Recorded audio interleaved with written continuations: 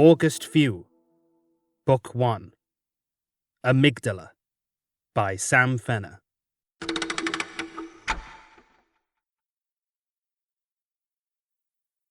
Prologue 1. The Kivik Animals.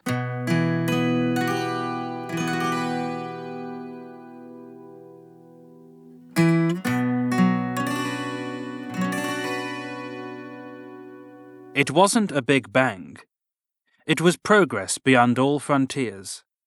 And long before our waking forests, our rolling hills, our starry nights, there was the Kivawak. The Kivawak was not of celestial shape. No galaxies, quasars, stars, or planets, for these were but its children. It rested as a fractal structure upon the surface of space-time, a whirlpool of chemistry, a layered labyrinthine land. This world lived as a maddening canvas, slave unto anarchy and alien arrangements. A Kivik landscape. A cascade of formations was the parent of the known cosmos, a painting of light, energy, mass, color, cradled in swirling fractals. To visualize, one might look to the Mandelbrot set, a mathematical equation, z equals z squared plus c, to provide a simple glimpse into the majesty of a Kivik structure through a dance of complex numbers. But only a glimpse. It would seem plain to the meanest intelligence that in a world such as this, dictated by wild absurdity, life would simply not exist, and yet the Kivawak was inhabited by one style of fauna. Enter the Kivawakian, or simply Kiva for short. These animals roamed their multi-layered realm in symbiotic synchronicity to its madness. As with all life, these creatures were the result of humble beginnings, developing and evolving under the immense natural selection pressures of their home, far beyond that of the nurturing earth, whose realities would be considered forgiving and merciful by contrast. Only through the pressures of a crushingly objective world did these animals eventually thrive in their vicious land. In the face of such heartless natural mysteries, Kivawakians were the grandest of answers. Organisms of severe strength, agility, symmetry, color, and beauty. Beyond the tooth and the claw, the Kivas summoned blades from bone and daggers from soft flesh and fur, utilities born of majestic bodies in answer to the great challenges placed before them. They moved untouched by time, their ends only prescribed by others of their breed. Immortal, but not invincible. The result of these qualities was a species able to retain its collective knowledge, rather than passing it down through generations, where one might witness a loss in potency. Instead, the Kivawakians themselves carried the flame of knowledge ever onward. It takes no effort at all to imagine a far-advanced Earth, had its brilliant minds lived consistently through the ages. Alas, and to our doom, they grazed the world like falling stars, glittering, then vanished into the dark, leaving only the ghost of their light. However, this doom did not plague the Kivawak, and steadily after the withering of significant time, the animals had developed intellects markedly more complex than any other. Some might ask what makes a Kivawakian. A simple question with a rather complex answer, for they lacked consistency in likeness. They could be large and small, lean and dense, winged, clawed, and tentacled. These animals were the result of nature's perfect fire, and so they adhered to the principles of that flame. This meant they could be strong, fast, muscled, slender, light, heavy, and powerful, but always creatures of great quality and blood. A Kivik animal may be identified by many things, the easiest among them being their shared physical traits, few though they were. All had pupils crossed like clowns and diamonds upon dilation, and 3 navels marked their bellies. Strange patterns painted their flesh, around the face in particular, like the makeup of a dark carnival. Mammalian, reptilian, amphibian, molluscoid, insectoid, avian, and aquatic formations could all be observed across the breed, but not to any of these categories did they belong. Only to the Kivawak. However, despite these brilliances, the animals lived within chaos, caged by instinct, slave to powers physical only. None had yet dreamed of a world beyond the rude beast, which gnawed and howled, naked, without language or law or ambition. And then came Locket, the Lady of Blackenrend.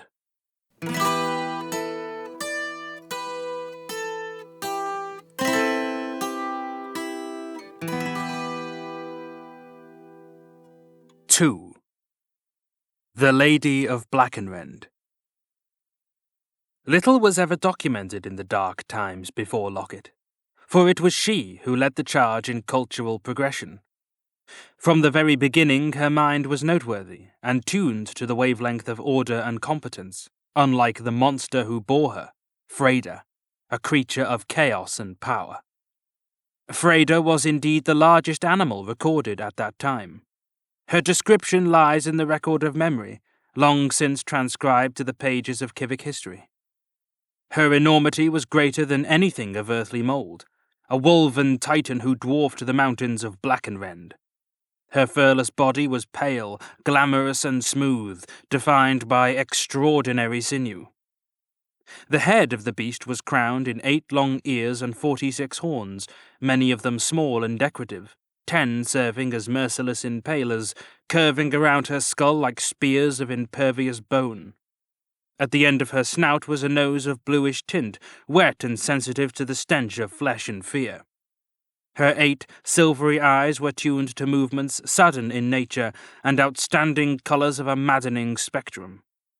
From her scalp and down her back grew a frosty white mane, a flash-frozen waterfall. The stark display ended only at the tip of her tail, so meandering that few ever saw its concluding array of rending spines. And heavy was her chest, lined with dark nipples, a house to protect her heart's pumping greed, lust, and hatred through physical cataclysm. This was Freda, ascendant to Locket, the great terror of Birth Peak, the beast of Blackenrend. Freedom from the dominion of horror would be no easy task, as Freda was empress, queen, and sovereign of that land, though such titles they called her not. Locket knew that order and social contract would need to be forged in the fires of conflict, and hot was to be her flame. With that reality accepted, she drew up her plans, and for the first time, war came to the Kivawak, a conflict that spread from the rolling hills to the roots of Birth Peak, a battle that stained the lands red. The long struggle was ended with the death of Freda. Splayed headless was the beast, conquered at last, the chest a mountainous icon of defeat. And so the War of the Ladies, as it was named, came to a bloody end.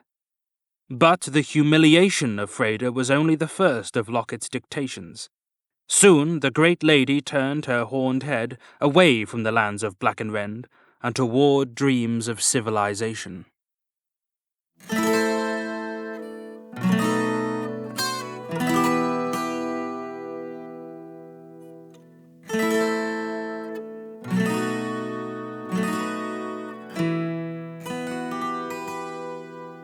Three. The Underbirth. After the wounds of conflict were licked, Locket's eyes and ambition set upon the Glaze, a vast land of gold and silver glory, decorated with shimmering light and startling geography. It was in the Glaze that Locket would build the Underbirth, the most significant of Civic structures, a great black sphere held in place by 5 bridges which anchored the city deep. Once rooted, the inner workings of the Underbirth were set in motion. The Underbirth was a city of extraordinary vision, comprised of 3 prime districts, the Casino, Hamelow, and Thum. First, imagine a black hollow sphere of architecture, roughly the size of Saturn, a thick complex of labyrinthine townships, vast lakes, and twisting cobblestone streets. This dense crust of metal, brick, wood, water, and stone was the Casino, the largest city district. From Casino streets, one could look to the sky and glimpse the far side of the city, curving overhead. Next, imagine a smaller sphere about the size of Mars, hanging at the center of the Casino like the nucleus to an atom. This green orb was the Thum, home to all things political, historical, and important. It was host to libraries great and sprawling, mosaicked bathhouses of oceanic scale, magnificent courts and lecture halls and quiet reading rooms. home to the proudest thinkers, writers, fighters, and legislators, the thinking mind of the city. Finally, imagine 5 blue rings, textured by streets, rivers, and towns, orbiting the Thume, each tailored to specific pillars of civic quality. This was the Hamelo. Built upon these proud halos were the finest of markets, gardens, institutions, and cityscapes, accompanied by the symphony of life, the bustle of a free economy, the joyful entertainers about their rounds. Unlike the Kivawak itself, the underberth was a place ruled by order, thinking, politics, poetry, art, and above all, competence. Constructed by the fields of civic mechanics and sciences, the underberth bore the mark of animal genius, thinkers at last, and thus the border of their lands they named the Madness Frontier. The streets coiled and twisted, creating veins of prestigious towns and wards, like splashings of otherworldly art.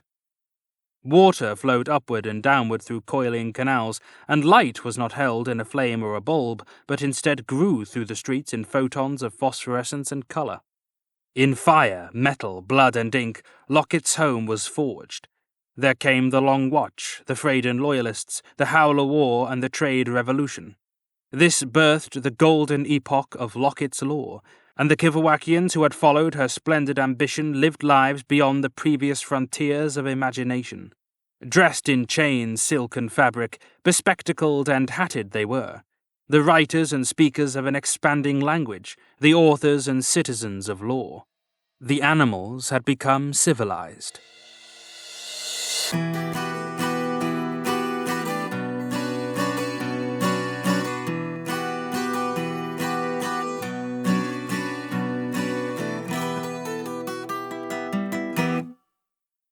Please note, the world to which you are about to embark does not adhere to earthly sensibilities, morals, or principles. The Kivik animals therein are potent, hazardous, and carnal beings. With this in mind, tread carefully upon this odyssey. Part 1. The mind of an animal, granted all the pleasures of life, without pressure, effort, or cost, oft creates its monsters, for an idle brain must justify its own existence. This is the dance of civilization. Locket, The Grand Voice. Chapter 1. 1. The Little Things. Regulations Act 102. Individuals, freelance or otherwise, must subject all new chemical and material constructs for review under equal conditions as stated in Poisons Act 94. The unlawful distribution of unregulated chemicals and materials may result in the destruction of associated products, trades, and individuals. 15th Law of Article 3. Authored by Locket, The Grand Voice. Mind yourself, little thing, Sally Sefton would often say, for the great mountains of the south were not hewn by giants, but pressed gently together from dark root to jagged peak. And the shifting of stone, subtle and slight, gave rise to the easterly oceans, drowning the lands in drear death. And the veins of that vastness trickled west, girl, to where our home was made, above calm silver mirrors. Little things, Lucy, little things. They shape the world. And yet, Lucy Lacemaker had not seen the great mountains to the south, nor the rolling fields of Blackenrend. The city was ever before her, casino streets curving far overhead like the shell of a black planet. She had not seen tall waves, royal and imperious, come to drown the world. The city was ever above her, the Thume her only star. And around that political sphere, the 5 Hamelo rings orbited like satellites, blue luminescent halos casting down a gentle glow. But Lucy saw often the face of nature, for it lived loud upon the streets of the underberth, that proud and ancient city. The images of home came sweetly to her silver eyes, and nothing about it was of alien decree. It was, by all accounts, normal. From a slate rooftop she found her vantage, casting her gaze far across Vileborn, her hometown, looking east to the inky lake, beyond the low docklands and the coiling cobblestone streets. Then her eyes drew inward, toward the light that played upon the high rooftops as silver and bronze, twinkling and intertwining like ivy. Finally, Lucy looked down upon the animals, her compatriots, naked and clothed, tall and short, slithering, crawling, striding, hairy, slimed, and smooth. Upon their faces she bent her gaze. Small and fraught with youth, her defense was distance, intuition, a certain awareness. And such was her weaponry also.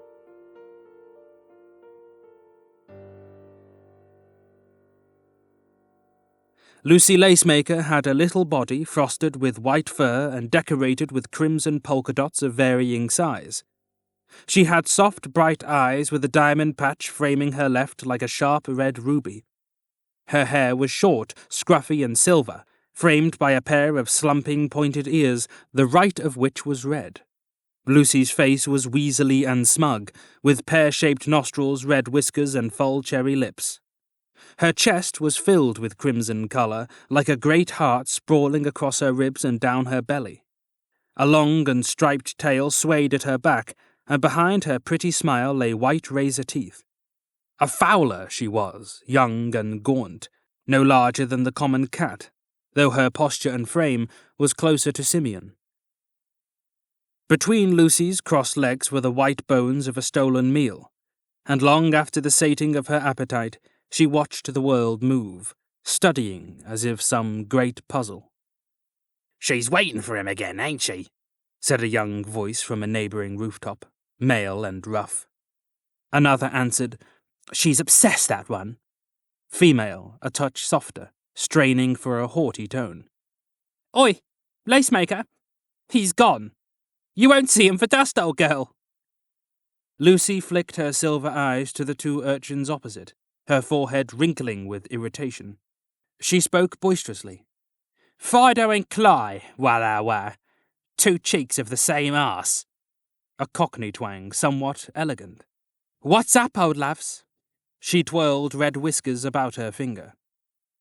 Fido, the first that spoke, was no taller than a foot, thin, and wrapped in dark red skin, perched upon a dormant black chimney, a famished gargoyle. His soft lips, romantic blue eyes, and pipsqueak horns made a kinder face than his voice. "Nothing," he said with vacant expression. Cly was larger in mass, though a similar height to her companion. Her dragonesque body bore greasy green flesh, a heavy chest, and a sour face. She had wings too weak to fly, in place of arms, transparent skin connecting to the ankles like a bat. "Bah! Let's just go, Fido," she hissed with a flap of her wings. "She's friends with shady folk. For the chop shop she is." Lucy sprang to her feet with a fistful of bones and hurled them across the gap. "It's you who's for the chop, not I."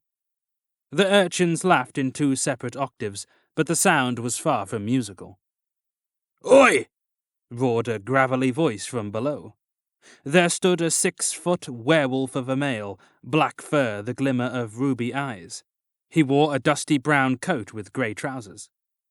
Upon the brim of his top hat lay two white bones. "Bloody fowlers!" He shook his fist. "Sorry, Bill," Lucy called down as Fido and Cly scampered away. Billy Pikey, for this was his name, was a matured Kivawakian, a predator, and a force not to be tested. He removed his hat, shook his fur like a wet dog. "What a mess!" "I said I was sorry." He knew the voice. "Lacemaker." Bill plucked the last bone from his hat and held it up. "You pay for that?" She cackled. "Of course I didn't." The less astute might have seen a dark, wolven face creased in anger, but Lucy saw a sparkle of humour behind the eyes and rested shoulders. "Stay out of trouble, Lacemaker," he said in a softer voice, then strode on. Lucy smiled and waved him off. Will do, Billy. Cutting it close with that one, she thought. Still, he's softer than he looks. In her short life, Lucy's time had been spent scavenging what she could, avoiding the crushing jaws of larger, matured animals and observing her kind, the world in which she lived. This was a culture built upon an economy of fair trade, law, order, the humiliation of the weak and the admiration of the strong, a city of animals. But with all the wonders of her home, it was ethology Lucy took to. She paid close attention to the art of faces, how they twisted and turned, telling their own stories, exposing the lies of lips. She had found that while words could be filtered with a dishonest poison, expression and language of the body was not so easy to mask. Facial tension, the pose of a shoulder, the fleeting movements of evasive eyes, the little currents of a voice as it ebbs and flows. The true language. And reading truth, untouched, uncontaminated, was the skill Lucy aspired to master. She saw words from afar through the dance of lips, read tone through posture and attitude through eyes. When fully applied, Lacemaker could foresee immediate intentions by the flow of a brow, the flare of nostrils, and the pressure applied to the grip of a glass. Alone, her mind fell into reflection. I'm not obsessed. Couldn't be. Is it obsession to want for a cordial end, to seek truth where the lies live? Nonsense. Harmless curiosity is all it is. And what damage could I possibly do? After all, I'm only a little thing. 2. The Invisible Hand. Economy could certainly be considered beautiful if viewed through the correct apertures. An organism comprised of complex relationships, where behind the curtain of blissful ignorance the chains of production rattle. Much like culture, it is not a thing consciously designed. It evolves, integrates, and inhabits the peripheries where it surely belongs. However, when things go awry, it becomes necessary to lift the veil and bear witness. As she waited, Lucy moved her frosty eyes back to the streets below, looking to the vast collection of shops and freelance stalls, listening to the flow of trade and productivity. She wished for a life within that world, a life of striving, accomplishment, respect, creation. Survival was the first duty of all young fowlers, and the wonderful glow of adulthood teased and inspired. Lockett's economic engine was one of barter, item for item, service for service, fueled by reputation. A free market of competition. Nobody sold more than they bought, nor bought more than they sold. Currency, to the civic eye, was worthless, its only function being to exchange for items of actual quality, a hollow promise to pay. After the trade revolution, Lockett lay waste to the concept. She observed that the pursuit of empty tokens was but a sickly cousin to the direct exchange of services and goods. This resulted in a free flow of product and left all within the city open to acquire direct fulfillment. Of course, value was relative to the individual. Reputation in the underbirth also held worth.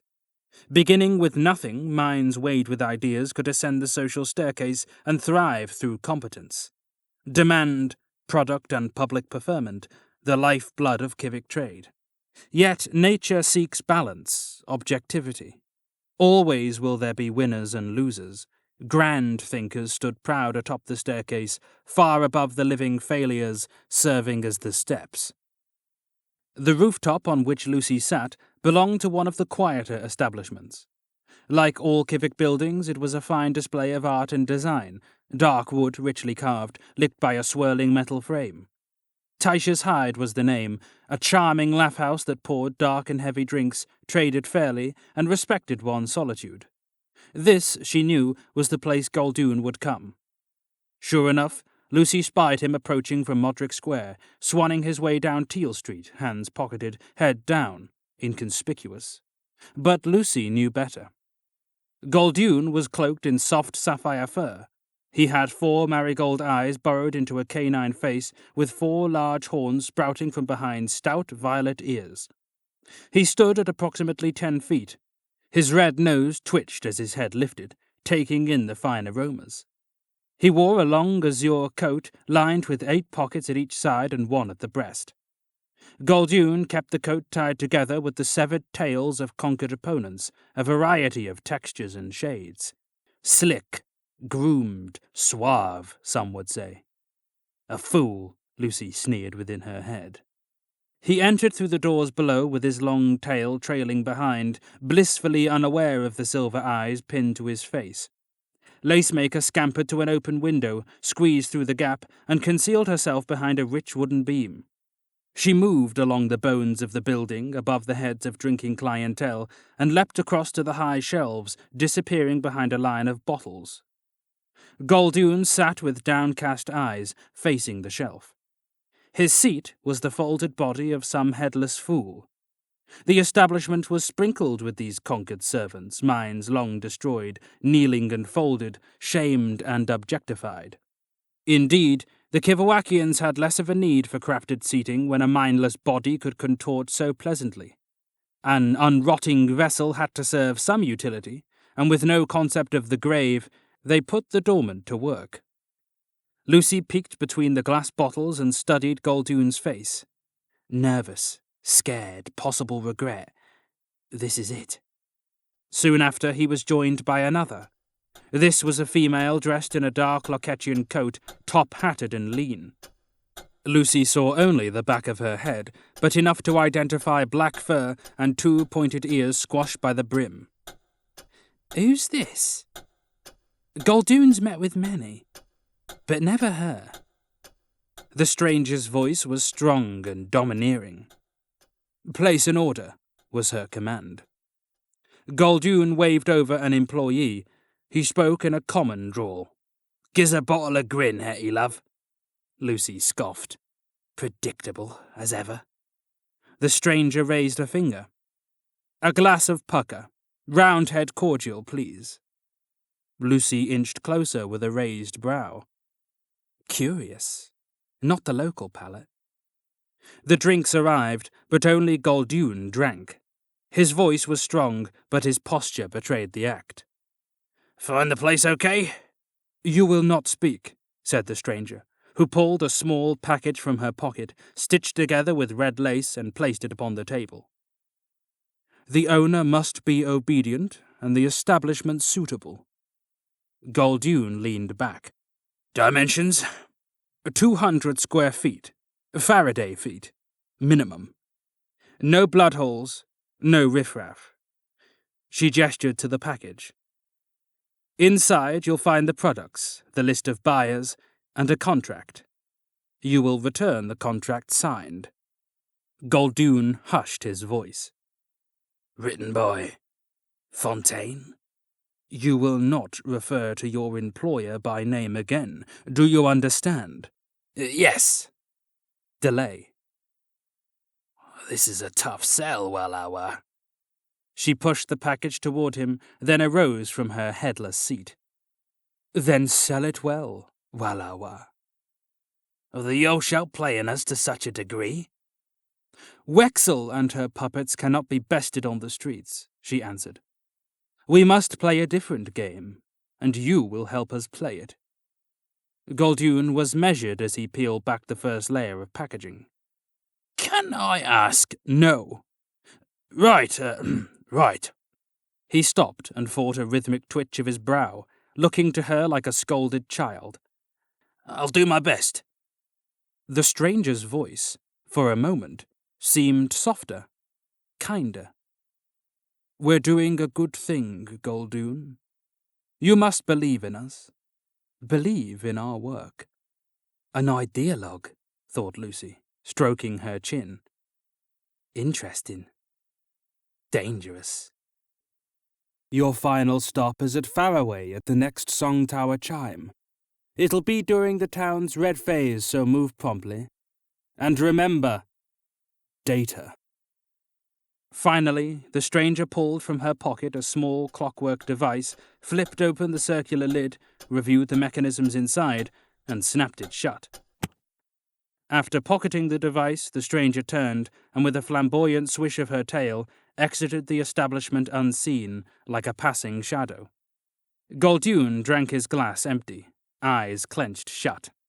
Lucy crept back down the shelf, But in her haste, her tail knocked loose a half-depleted bottle, spreading shattered glass and alcohol to the floor.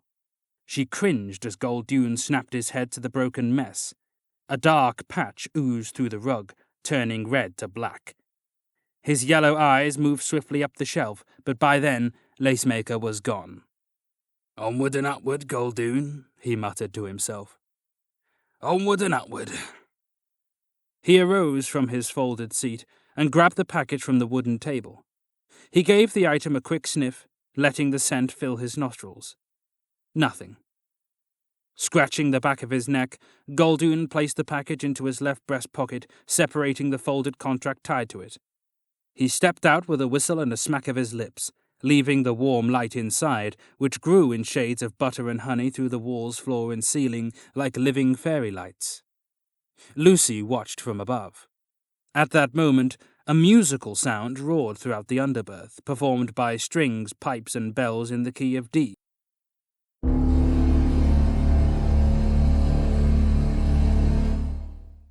The fourth tone.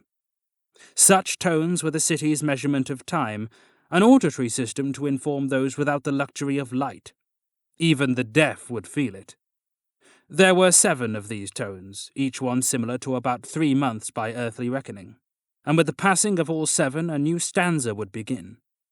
Within each township loomed the song towers, their function being to musically mark the passage of time in the form of ticks, bells, chimes, and tones, similar to minutes, hours, days, and months. Bathed in the voices of the vile-born song towers, Lucy Lacemaker sprang across the rooftops like a darkling sprite, intangible and ever watchful. When ready, she would step into the living world and manifest her scolding ire. 3. A Kivik Freak Show. Vileborn was a masterpiece of Kivik wonderment bound together with delicious architecture. Even the wards furthest from grandeur were well maintained and typically crafted in the 3 most fashionable styles: Locatian, Winterwardian, and Sombrarian. Such beauty was lost on Goldune, desensitized to wonder. He looked about himself, calculating. His timing would not be exact, but he was confident enough to dawdle. Goldune knew that his next client was located in Faraway, a small riverside village, at the next chime, during its red phase. Days and nights did not exist in the Kivawak, but there were, however, light phases. A light phase was dictated by the shade dominating a particular area of the city. These came in spells of reds, yellows, purples, blues, and greens, often melding together like living liquid gems. There was also a black phase, the closest thing to nightfall.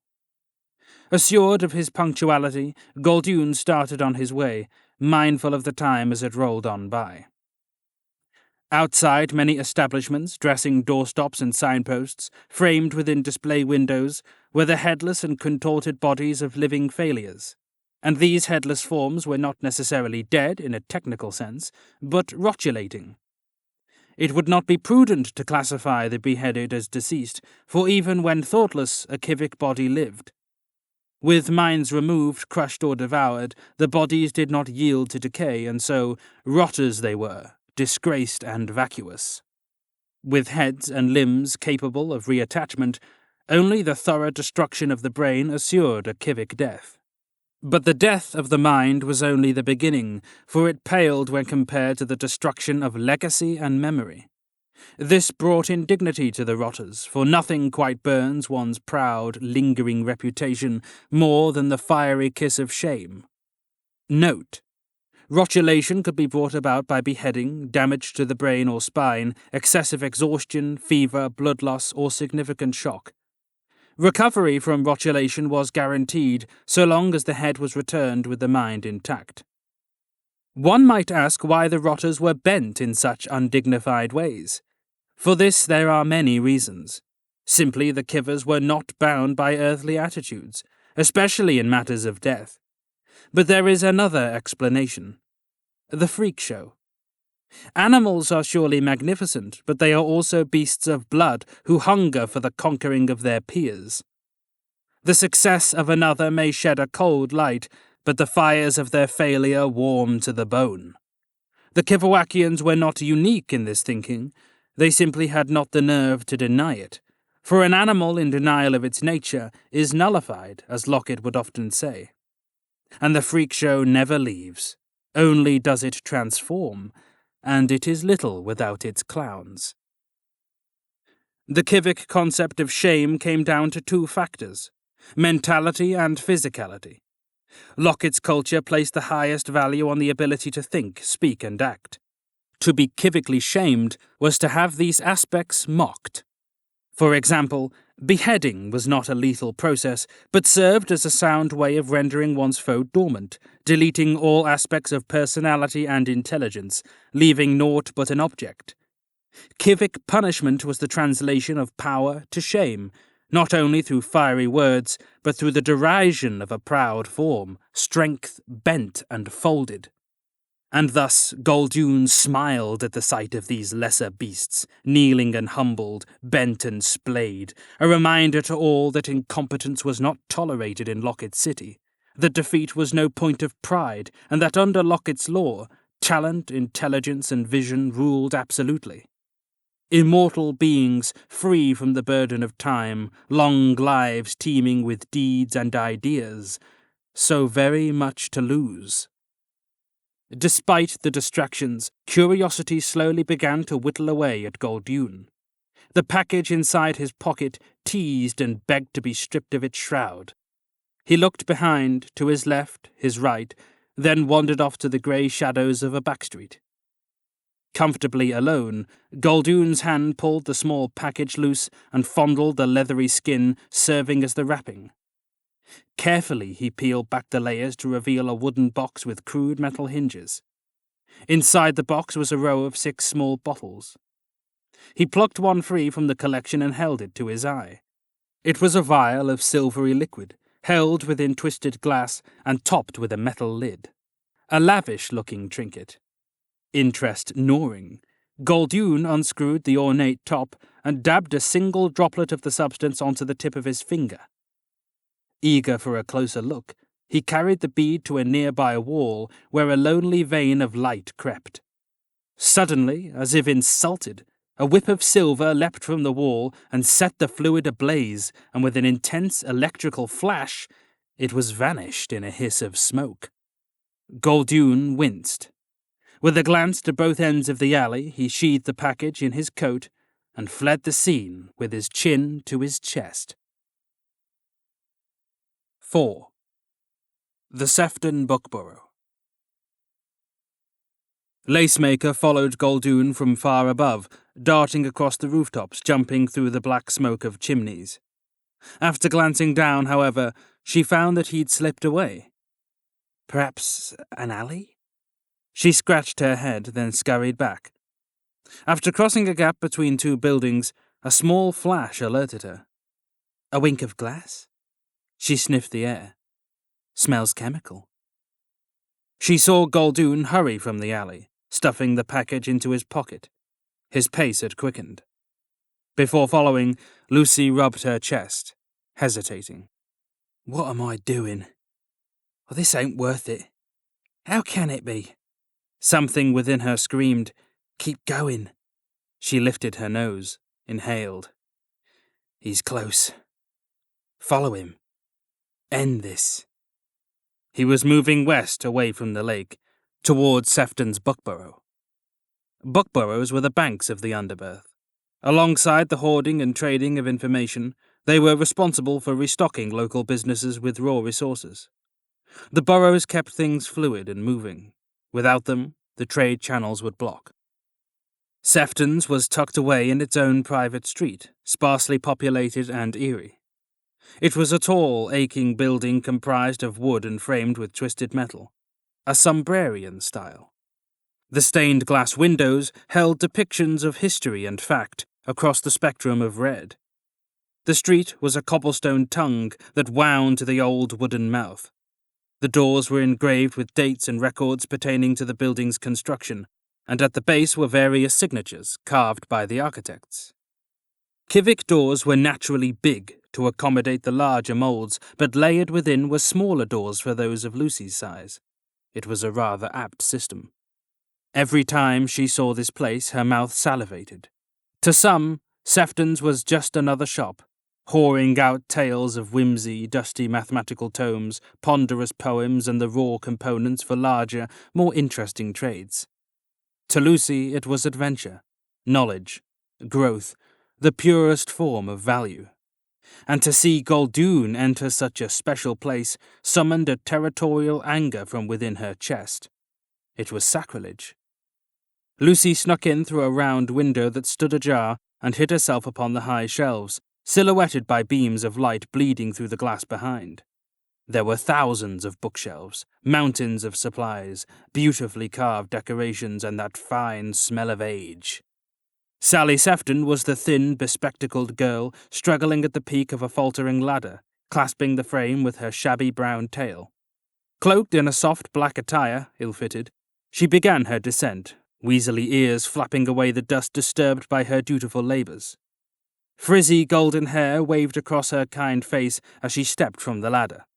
When she turned her blue, magnified eyes toward the door, she scrunched her brow. "No, if you're here for more Aurelian, I'll not be seeing you. Come back at the 5th. Goldoon rolled his eyes. "It's me, Sally." The bookkeeper pushed her round spectacles up against the bridge of her nose, bringing the world back into sharp focus. "Yes? Do you have something for me, sir?" she asked, stepping behind her desk, piled with books. "And that rather depends. Expecting someone else?" "Oh, no. Pay no mind to my ranting. There's talk of an Aurelian shortage. Means everyone wants extra, more and more. I have plenty for each trade in proportion, but not all at once. There'll be a crash soon, mark me." "Yeah, not all that interested, truth be told." "Have you got something for me or not?" He placed the box upon her desk and pulled one of the vials loose. "Under your hat it must stay, little miss. And if you find any quirks, note 'em down for me. Got it?" Yes, yes. She snatched the bottle and buried it in her pocket. "Take a book, if you please. Yolshin eyes could be about." "The law about this shop?" "Peruse a while, I insist." While Goldoon loitered below, Lucy made inquiries above, skittering around upon the high shelves in search of something new. The importance of learning was not lost on Lacemaker. Ever she took the chance to read the world around her, for that was the task of all youths: learn, adapt, grow. A strict, objective system with small mercies, but the result was undeniably proficient. Upon the highest shelf, Lucy spied a book around her size and made her way eagerly toward it. Around bottles of ink, dishes of halo powder, bowls of tailire, and spiced Genevieve, she negotiated, making sure not to dislodge any items with her tail. Upon arriving at the book, Lucy threw out her arms, hugging it with glee, delighting in the archaic scent as it told her the story of its life. Well used, slightly abused, stacked high and away from access for the sake of preservation, she deduced. 2nd edition? "What a lovely old and darling you are," she whispered into the pages, pulling away to review the face. The cover did not return her smile, but she knew it was happy to see her, somehow.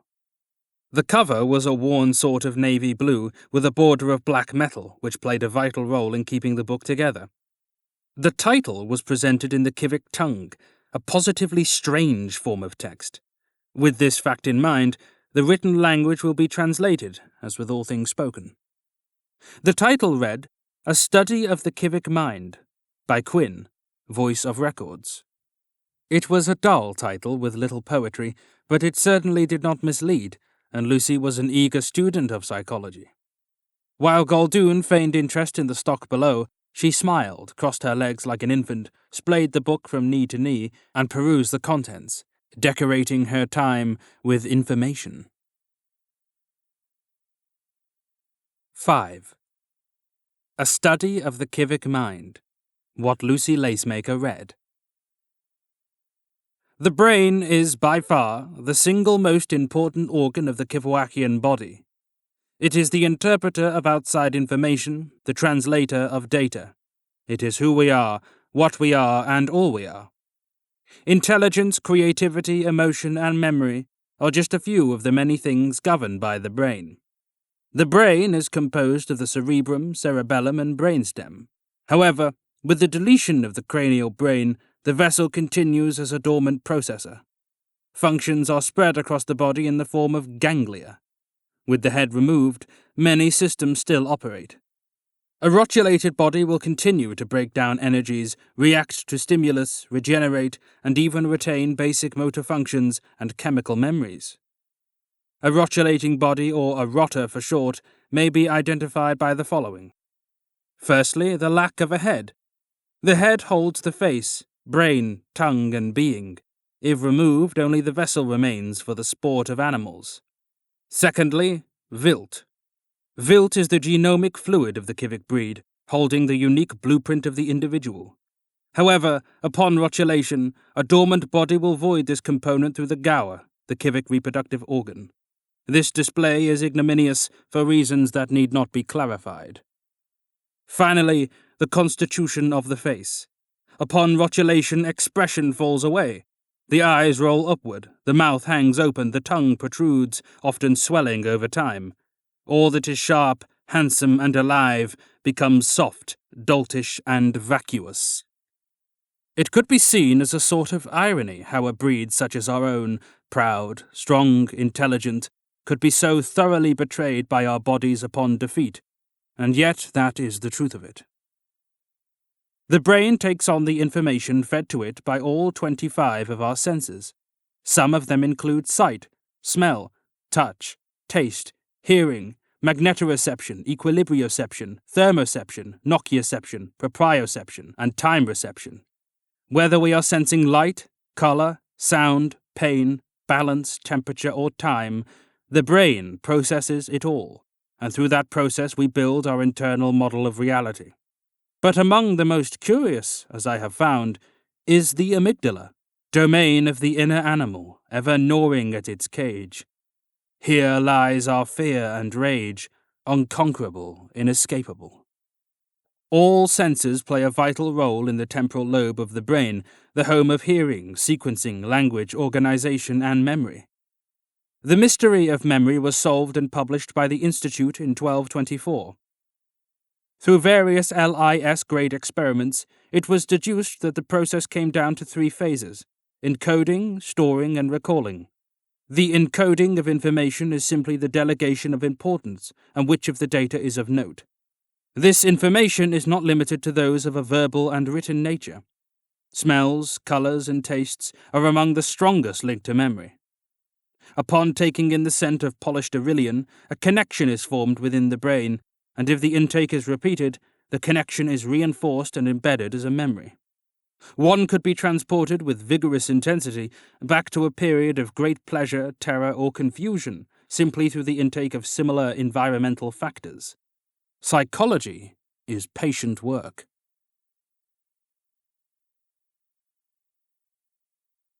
Six. A quiet place. After a short period of feigning interest in Sally's stock, Goldune snatched the prettiest book within reach. "I've got an offer, Sefton," he said. Sally shook her head and turned from him. "I'm not interested." "Hang about. Let me finish." "Get out. Take the book and get out, sir." Unthreatened, she moved quickly around the desk, wafting him away like a lingering stench. "Out, out, out!" Lucy closed her book and watched him leave, growling. His perception failed him. The scent of the burrow was too busy, his mind clouded. Sally leaned against her desk and looked to the high shelves. "You can stop hiding now, lacemaker." A soft smile. "Come on." Lucy's little face appeared from above. "There's a nice book up here." "Down." The little fowler obeyed. "Big one. Written by some old geezer from the Thume. 3rd edition, but still an antique. I hope you haven't been brutalizing it." "Can I read it?" "What happened to the last book I gave you?" "Left it by the window at Chimeback." "Didn't you get it?" Sally thought for a moment. "Ah, yes, of course." "Sally? What's going on?" Lucy perched herself upon the desk and looked to the bookkeeper with wide, innocent eyes. Nothing you need to worry about, little one. Why was he here? You've been following him. I know he's been distributing strange bottles. I heard a new name this time. Fontaine, he said. A criminal? Why would you think that? Lucy scratched her chest. Who is he? Fontaine is a shadow. Without employment or respect, a life is worthless here. But even those living failures are a commodity.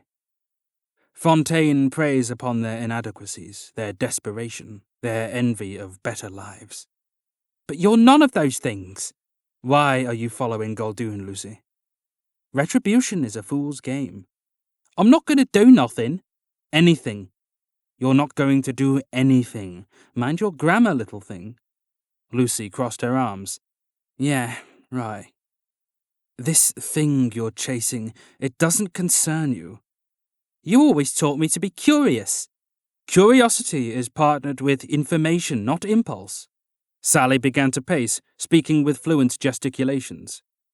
Even if you don't know where the threads end, knowing their roots ensures you do not get tangled. You're jumping into something you do not understand. It will end in calamity. You must think this through. Lucy squeaked. Calamity? Me? How can I cause calamity? Jabbing at her chest with her thumb. I'm a fowler. I'm little stuff. Sally placed her palms flat upon the table and leaned in. We all believe that ruination is wrought by ruinous individuals.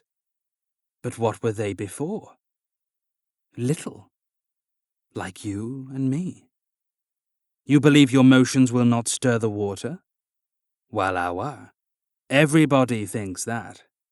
And sure enough, we're drowning in waves. Never think you're insignificant, Lacemaker.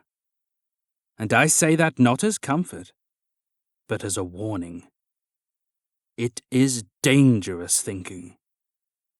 Lucy pouted. So just tell me. Goldoon, those bottles. I need to know why, but you don't. Sefton pulled back. I'm sorry, little one, but this isn't your story. You're bigger than this. I don't feel like it. Sally's eyes turned sad, pained by this torn fowler. I have something for you. She pulled a single piece of paper from her drawer and laid it flat upon the table. What's this? Lucy tilted her head to see. The left side held an inky sketch of her face, and the right contained details and a summary of character. A letter of recommendation. Sally slid the page across. Hand it to any bookborough outside of Vileborn. Try Mivium. Mivium? Lucy's eyes stung with tears. But I want to work here. With you. There's nothing for you in Vileborn, little one. Nothing but an obsession with a past that won't ever return. He's moved on. A silver tear escaped and rolled down Lucy's cheek, leaving a line of darkened fur. She said nothing, no remark, no quip, no argument, and yet her mind shouted, Don't listen! The conflict cost only a moment of time, but within that moment a grand story was reaching an end. Don't let him win! The voice of pride was warm and soft. The voice of reason, ice. Move on. Let go. Sally arose and filled the silence. When I first saw you about my shop, I thought to have you for supper. Then I saw you reading. It stayed my hand long enough to see something worth living. She tapped the paper. Leave this place. I'll never forgive you if you stay. You're more than this, Lacemaker. This is your one chance. I will not write another. Move on. She wiped the tear from Lucy's cheek. It'll be a quiet place without you. Lucy threw herself onto the bookkeeper's chest and squeezed her little face against warm fur. Sally wrapped her arms around the fowler and smiled fondly. Once the moment passed, Lucy climbed the shelves, paper clasped in tail, and turned back to Sally just shy of the window. "One more thing. Test her. Do it." Sally looked up, tapping her thumb rhythmically against her knuckle. "Yes?" "That bottle. What is it?" Sally smiled, and the tapping stopped. "It's nothing. Perfume." A rapid blink followed. Voice betrayed words. Lucy divined truth. "Blinking 'cause she's threatened. The tapping stopped 'cause lies need focus. A peculiar shift in tone. But why would Sally lie to me?" And that tipped the scale. Lucy Lacemaker, cursed with eyes that saw the truth of flesh, had decided. As soon as Sally turned her back, Lucy plucked 2 items from the shelves before passing through the window: a sleeping draught and a coil of fine white thread. 7. Fowler Flesh. Galdoon was moving east down Peaky Street, a long and winding stretch of black cobblestone spangled with the proudest shops in all the town. The light was a dance of sanguine and silver as he passed by a hissing inkhouse, home of the press. Through smoke and steam, inkers marched, armed with stacks of information, ready to be traded. "Fresh ink," they called. "Hamallow tax hike. Fontaine hunted by Yolsh. Aurelian shortage looming. Fresh ink! Fresh ink!" One spotted Galdoon's pretty book and hailed, "A paper for that book, sir?" "No, sir." The inker nodded and moved along. The red phase of Vileborn was coming to an end, but it would still take a little while for the red light to swim and worm to the likes of Faraway. This was perfect, for the hungering Galdoon had time enough to enjoy a meal at Conline's chop shop, where thwarted fowlers hung like joints of meat. Youths of the Kivawak were not instinctively treated with respect or love, for they had yet to prove themselves through talent and toil. For this reason, and as a way of keeping selection pressures robust, the Kivawakians ate of foolish young, granting function to those careless enough to be thwarted and captured. Those who did live to maturity, therefore, were the strongest and brightest of their generation. The Kivawakians were true to nature's will, and nature is objective, without mercy. The reason Lockett City followed this principle was likely due to its roots in chaos. They had seen what incompetence led to, and after suffering under the shadow of Freda's blind wrath, powered by size alone, sought never to return to such anarchy. By their reckoning, incompetence led to bad ideas. If unchecked, those bad ideas would lead to the acceptance of more incompetent individuals. The problem multiplies exponentially. Before long, suffering would be abundant, idiotic principles would reign, and those principles would be held in place by a committee of hasty fools. Cultural decay, Lockett deemed. Fearing such an end, the citizens of the underbirth did not nurture idiocy, illness, or ineptitude. They ended it, and they ended it young. These facts were not lost on Lucy Lacemaker, and yet seeing the headless bodies of Fido and Cly hanging outside Conline's chop shop was something of a morbid shock. There they were, little baubles awaiting oblivion. Their ankles were chained to a spinning metal display wheel, and above hung their split heads, tongues lolling, eyes rolled and glazed with death. Too loud, too invasive, too careless, Lucy deduced. Need to be careful. She licked her cherry lips, perched herself upon a lone spire, and watched Galdoon enter below. The powerful fragrance filled her nostrils. The hot steam wet her chin. The scent was legend, natural, cultural, industrial selection.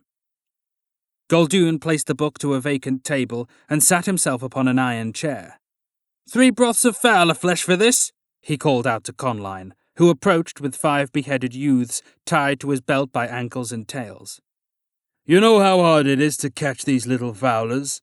The spider-legged chopper caressed the row of meat at his waist. This was a creeping, sinister and dexterous beast with shades of brown and white across his body. Losing your touch, Connie? "You'll have one," Goldune growled and looked into the chopper's 3 remaining eyes, the 4th a hollow socket. 3. 2, but nothing fancy. He took the book from the table and skittered away like an ethereal crab. Shortly after, 2 bowls of honeyed meat, drenched in brown broth, were set upon the table. While Goldune ate the first, Lucy crept in through one of the open ceiling windows, descending with a flourish of crimson colour toward the feasting clients below. Chop shops, like ink houses, were often Lockettian buildings of dark brick, metal, machinery, and steam. Lockett's industrial style bestowed upon Conline's home a circus of ghoulish metal rails on which dishes of cooked and greasy fowlers were carried to waiting clients. It was upon one of these dark rails that Lucy rested, directly above her target. She moved quickly, uncoiling the thin thread, dropping it down like an invisible wire into his second dish. She unscrewed the top of the sleeping draught and eased a ghostly line of slumber down into his meal. Just missing the ascending thread by a moment, Goldune pushed aside his empty bowl and turned to the other. He paused, smacking his lips, but then continued, ignoring the subtle shift in taste. Lucy breathed a silent sigh of relief. After filling his face, Goldune paid a visit to the kitchen, pulling the package from his coat and placing one of the 5 remaining bottles into Conline's hat. "And remember," he said, "any anomalies, write 'em down. Data. You get me?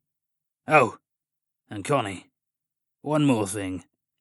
He slid the contract from his pocket. "I have an offer from my employer."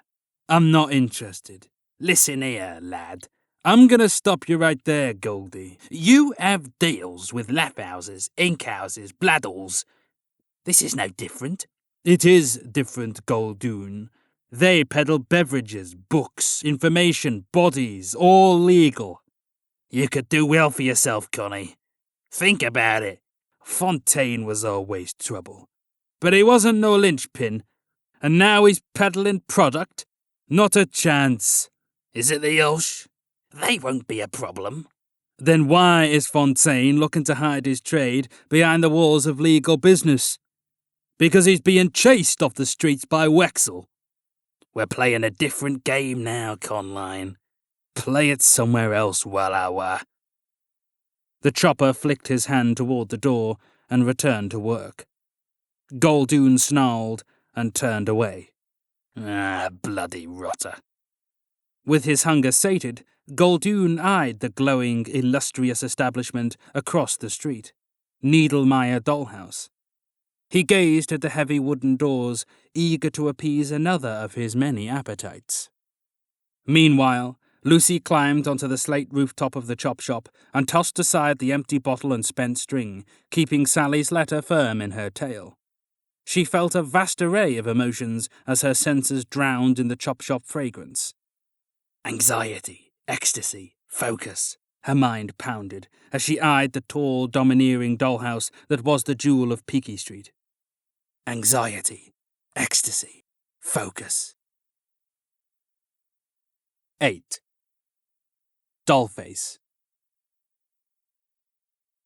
The fragrance of Needlemeyer Dollhouse was legend in the Vileborn township, an odour of deviousness and alien lust, alien to a degree that would be considered alarming to those of earthly sensibilities.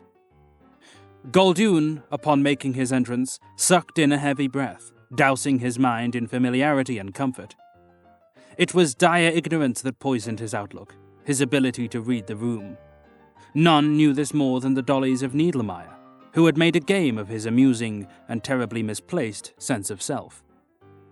A dolly was the title of artsy folk, those dedicated to the works of entertainment and performance, creatures trained in the ways of music, dance, and the erotic lending of their bodies. Goldune knew the Needlemeyer establishment exceedingly well. Old deals had bound them close. He would typically spend no more than a song tower chime in the dolly's erotic embrace, softening his mind with a glass of lowly grin, losing himself in the illusion of meaningful romance. Skylar was the large beast often heard barking orders at the dollies. She was the doll of the establishment, the owner and manager. Dollies brought in clients, and the doll handled the building, products, and accounts. "Sky, you old beaut," said Goldoon, swanning into her field of view. Her 6 olive eyes darted in his direction for a moment, then returned to counting stock. She spoke sternly. "Come for work at last? I'm just about to brew some perfume for the dollies. Mind you, I really shouldn't waste the powder." "Just get more, daft old girl." Skylar frowned. "Aurelian is a key component, and I'm not sure if you've read the papers, but we're running low, apparently." Right. He nodded, then looked about the gallery. "Who's free?" "Depends. How long you got?" "Need to be at my last mark by the faraway red phase. Is Vicky about?" He glanced across the flesh market, sifting through the scents that clung to the air. "Oh, she's occupied." "We've got a Yolsh in this tone. 5 strikes, higher ranking than usual. We mostly get low 3s, maybe a 4. Wexel's been pushing hard. Won't get any better." Skylar huffed. Have a look around and see what takes your fancy. But you best offer something real nice this time, or peddle your shadiness someplace else." The doll pulled out a stain rag tucked behind her ear and eyed one of the bodies serving as a chair. It was flat-chested and pudgy in the middle. After secreting a mild amount of saliva onto the torso, she began to wipe it down, its skin creasing under the motions of her hand. Establishments did have traditional tables, chairs, and bar tops comprised of other materials, wood, stone, glass, Aurelian, and so forth, but bodies were a popular choice for seating, being soft and compliant. Goldoon was already pacing around the perimeter of the gallery, decorated by dollies upon carved wooden plinths in positions of capitulation. Contortions in the underberth were known to the dollhouses as bows, specific artistic utilities that each betokened a unique aura of disgrace. The capitulator's bow was the common position of compliance, adopted by all who found themselves dominated by another, willingly or otherwise. This required the subject to be on their knees, legs splayed, and arms, or any upward limbs, tucked behind their backs. Though firmly erect in posture, the back arched quite extensively as to display the submitting vessel. With eyes rolled up, mouths open, tongues protruded, the subject would mimic rotulation with an expression commonly known as the doll face for its lack of decorum. Some of the more monstrous beasts would adopt capitulation in deviations to accommodate their form, for the variations of each bow were limited only by the spectrum of bodies to perform them. Goldoon found himself taken by several of Skylar's dollies.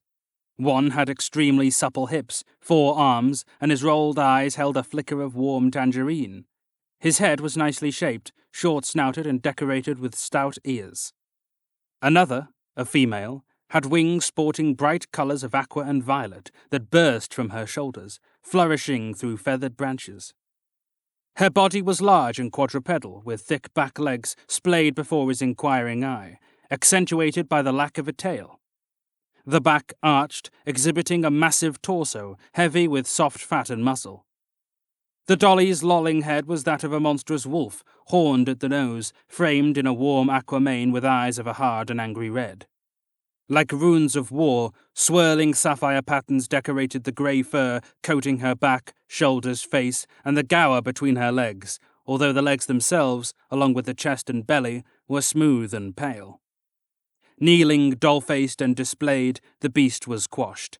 Power and dignity turned to shame through the alchemy of Civic art. Goldoon placed a hand to her stomach and caressed, glancing back to Skylar. "Hefty lass," he said. "What's her name?" "Butica," said Skylar, elbows to the serving desk. "She's a whole lot to toy with. Plenty of meat on those bones, let me tell you. She's a pricey one, though. An ex-Yolsh." "A Yolshian fighter? Really? How many strikes?" "Only a 2-striker. Couldn't make it to her 3rd. You know how it is. Not many officers live too long if they drop out. It's the blood halls or the dollhouses." Schuyler watched Goldoon's face light with interest. Like her? He eyed the impressive frame, giddy at the notion of degrading a past enforcer of Lockett's law. What was once proud and mighty was now his to bring low. The dolly's eyes, rolled up with indignity, did not elicit doubts as her display of submission was uniform. However, with skyward eyes, one might spy things looming high above, and it was here Buttiker caught the shadow clinging to Goldoon. Buttiker knew Lacemaker ought not to have been there, and had she said something, it might have changed the fates of many.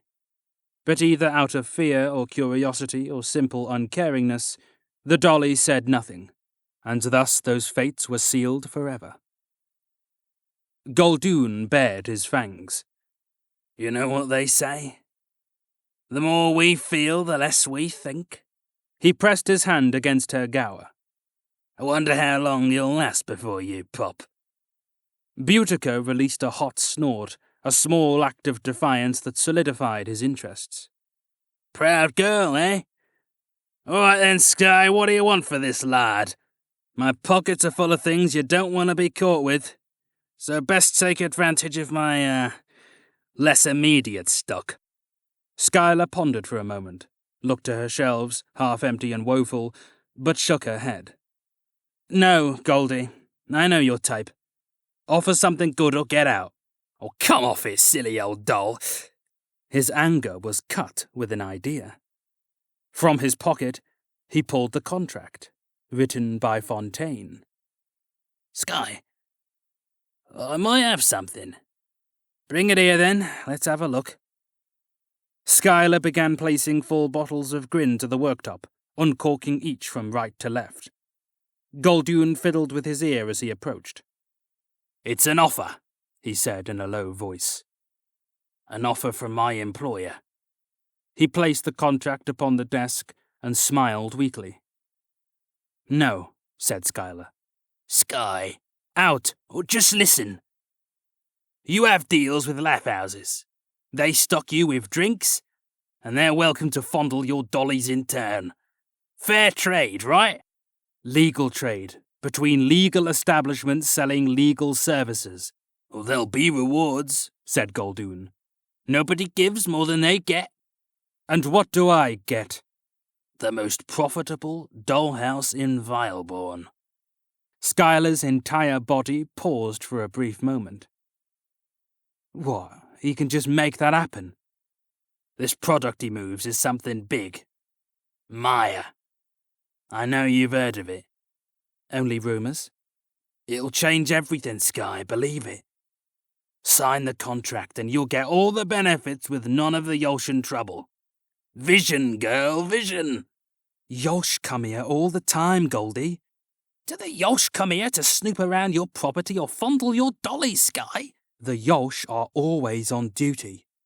You'll be under Fontaine's protection, and he has friends in very high places. Look, I wouldn't work for him if I didn't have assurances, and I wouldn't expect you to sign such a contract if it didn't have those assurances locked in ink. You follow? The doll stopped and thought the whole thing over. The most profitable dollhouse in Vileborn? By far. And all you need to do is comply with Fontaine's lot and keep your pretty little mouth shut. Goldoon slid the contract over. Sign your name and get me a copy of your employment record. What do you need a copy of that for? Same reason as any other business. Fontaine needs to know who he's dealing with. I'm in his book just like everyone who works with him. He's professional. And it's not in his name, I assume? It's clean. No link. Only his eyes see it? Only his eyes, Sky, yeah. He tapped the contract with his finger. Onward and upward, old girl. With some hesitation, Schuyler reluctantly pulled a large black book from under her desk. The first page was a detailed sketch of her face, and on the neighbouring page was a list of her professional records, height, weight, sex, and other identifications. She flicked through the book past the faces of her employees until she arrived at a collection of loose papers at the back, copies of her employment record, for the eyes of other businesses with which she was entangled. Skylar plucked one free and handed it to Goldoon. With that done, the doll signed the contract and passed it back. He reviewed her signature and smiled to himself, proud of his work. Skylar snapped her fingers twice in Butica's direction. "Butica, you're with Goldoon. Do whatever he asks until he tires of you." Boudica leaned forward, using her 2 formidable wings to break the fall. With her back legs stretched and tongue receded, she followed Goldoon to one of the available chambers upstairs. Once shrouded in privacy, Goldoon shed his coat and let loose his animal urges, howling like a beast, caressing obedient naked flesh with rending claws. 9. The Wrath of Lucy Lacemaker. While Goldoon made his offer to the doll, Lucy listened intently from a dark wooden beam high above their heads. They spoke in low voices, but she filled the gaps with her eyes to their lips. Maya, Lucy thought. So that's what it's called. Maya. With his negotiations concluded, Goldoon took Boudica and exited the gallery in search of a chamber upstairs, but he would still need time to relax and dull his senses further. Lucy restrained her impulses. Not yet. 15 feet below, Skylar served grin to the few clients who had entered. One dolly began to sing at the center of the gallery. She was furred, with curving shades of black and yellow. A chilling sound she produced, like a chant of war. Lucy knew not the song, but guessed at its meaning, hypnotized, dozing like a lounging cat. The words trickled like a black lake, touched by a grey and fateful frost. I am the truth beyond the lies. I come for those both lame and wise. I am the calm among the cries, the last thing seen by dying eyes. I am the waiting cloak of black, the one who takes your final breath. I am the unforeseen attack, the song you hear before your death. I will not be defied, I will not be defied, I will not be defied, I will not be defied. I am the raging storm of fire, the one who comes from up above. I am the blaze that rises higher, burning peace and calm and love. I am the whistle of the air, the one who settles all disputes. I weave fire into my hair, tips of gold to blackened roots. I will not be defied, I will not be defied, I will not be defied, I will not be defied. I am the voice when all are gone, I who gathers up your bones. I am far the oldest one, the beast who wanders all alone. I keep visions safe and sound, those both lost and to be found. I will be there with none around, recording time deep in my ground.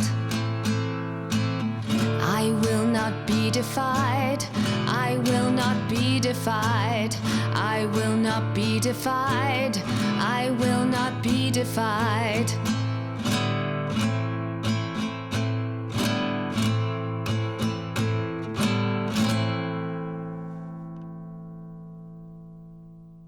At the conclusion of the song, Lucy decided it was finally time to make her move. She slowly arose from her slumbering posture and set her nose to work. The dollhouse was warm, beset with varieties of soft and loving light that swam throughout the building, feasting upon particles of hair, skin, and spots of spilled drink. The light kept things clean, appealing, and cozy, each shade varying in scent and temperature. Lacemaker knew the halls as well as Goldune's habits. He preferred his pleasures bathed in the glow of coloured glass with a view of distant waters. The wood was smooth, the walls sculpted with sensuality, and the metal bones of the building offered a Gothic twist. Some light had turned silver as it played upon the iron highlights, licking the metal clean and beautifying the halls as snow would a forest. To the second floor Lucy climbed. Then came the lusty scent of vilt, fumes of passion. The doors were marked with names, each a chamber of erotic enchantment, a home for bodies, secrets, and warm materials. Pixie was the name upon Goldune's chamber door, and behind it lay the end of her strife, or so she told herself. This is it. At last. The confrontation. Poking her tiny head around the corner, Lacemaker took inspection of the area. It was a vast space with a rich red rug peppered with leather couches. To the east was a family of 3 glass windows, each the height of the ceiling. Through shades of marigold and amethyst, beyond the bay, the distant lake of Lockton Black glistened in the valley far below the town. The ceiling held the image of Freda's conquered form, magnificently painted. Around the circumference were words sewn in gold. The fall is the thrill of our game. The lady with no head, the doll done and dead, and whispers have no words, and voices go unheard, and the wind steals our ancient songs swept from blazing pages. Count down from 10 and you're nothing again, for now and all the ages. Part of a poem, I think, Lucy thought. At the centre of the chamber was a dolly at work. Boutica's powerful body lay headless, folded and displayed upon its knees, humiliated. All that was proud upon her had been mocked, recontextualized, contorted. Her head was discarded to the floor, dull-faced, eyes rolled, pale tongue tasting her chin. The body lay draining in a scandalous puddle, animated by waning convulsions. While reproduction was the natural utility for rotters, a host for young fowlers, the dollies worked knowing this fate would not befall them. Their displays were performed for the pleasure of paying customers, and that labour was valued. This was a lofty trade. But Lucy's fouler mind could not fathom the lure of such things. Lounging near the southern wall, comforted by a collection of soft cushions and silks, was Goldune, a fist to his cheek, dozing. His azure coat lay unprotected, tossed aside for its crime of modesty. Let's make this quick. Lacemaker approached with heightened guard. He'll be dazed, but I mustn't be careless. Goldune's eyes were dimmed and slow to focus, barely awake and functioning. The sleeping draught had done its work. Lucy moved for the coat first, slipping through the enlarged cracks in his perception. From the breast pocket, she pulled the package free. A quaint little box for him, a chest for her. Though lighter than expected, it took both arms, a huff, and a silly face to hoist. Upon the floor, just shy of the slumbering Goldune, Lucy treated her silver eyes to what lay inside. Red lips gently parted, she ran her fingers across the bottles. Prestigious glasswork. Definitely casino, but not local. They were no taller than 5 inches, a small but potent volume. You, said Goldune's drowsy voice, his eyes pulling her into focus with great effort and strain. You came back. He attempted to move, but his body denied the command. Lucy pulled the box further beyond his reach, keeping Sally's letter hidden behind her back in a tight scroll. She offered him a lazy smile. I came to say goodbye. He forced himself awake. How long have you been following me? What was the prize for throwing me to the dirt? What great wonders had you discovered that made me so very small? She took a half step forward. I was curious. I chose something, for once, that wasn't you, he said. You cling to me like a shadow. Then you wonder how I could ever throw you away. Come. Say what you came to say. Lucy puffed her chest and spoke at length. We were friends, Goldie. Me and you. Through thick and thin we stuck it out. Together. I wanted it to be like it was in the stories. A bond to last all time. We were so alike after all. But friendship is just a game of mirrors, eh? A game of masks. Soon enough, you just get tired. Her eyes welled with tears. I knew we'd grow up. Get bigger. Move on. Deep down, I knew. You've matured, Goldie, I get it. You have different appetites that I don't yet understand. But do you wait for me? No. You toss me aside like a broken toy. At last, the mirror breaks, the mask drops. And now you're in league with a band of bloody criminals. What's wrong with you? You can't see it go. You don't know what I'm part of. The scale of it. Lucy pulled Sally's letter from behind her back and flaunted it. Yeah, well, I don't need you anymore. Keep your secrets. I'm gone. Goldoon shook his head and mocked her with his smile. Then go. She drew back, amazed. Is that all you've got to say? Aye. He leaned forward. Truth is, I never much cared for you. Liar. You cared. She studied his face, but there was no lie in his eyes. You're finished, I assume? Good. Now you can go. Impulse flowing thick through her veins, Lucy grabbed a vial from the box and flung it violently. It missed his head by an inch, smashing like delicate ice against the wall behind, its blood dotting his face. Lacemaker, stop! Heedless, she threw another. Propelled by the blinding rage of a small animal, the second bottle hit his forehead, baptizing Goldoon in flecks of glass and silver. The third she smashed to the floor before him. How's that? Drunk on wrath, Lucy took up the final bottle. What'll you do now, then? You're a failure, Goldoon, but me? I'll be more, much more. More than you could ever dream of. I've idled long enough. Never cared. Never even cared. His face spelled only alarm. The light crept down from the ceiling and walls like searching roots. There were no words, only panic. Lucy paused and cocked her head to the left. What? Fate answered. The light leapt forth and lit the fluid aflame in a flash that called for shielded eyes. Lucy was knocked from her feet, her mind empty of all but blind terror.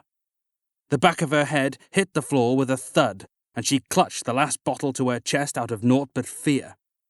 Her eyes flickered, dizzy and wide, the image of that spectacular flash renewed with every blink. Ears ringing, mouth ajar, mind whirling, a pain in the chest, a sting in the eye. The light stormed around Goldoon, an electrical monster feasting on flesh, empowered by this enigmatic chemical. The skin was lashed from his bones, and the light shot red like a storm of blood. He screamed.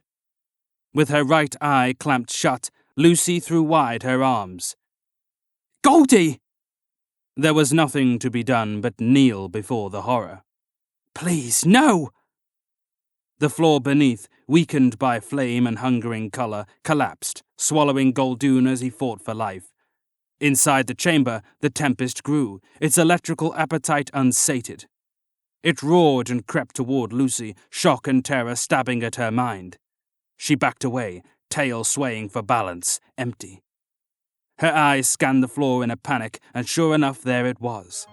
The letter of recommendation, written by Sally Sefton, burning to ash, scattered to dust. She coiled her tail around the last bottle and sprang across the chamber toward the proud family of windows, soon to be unmade.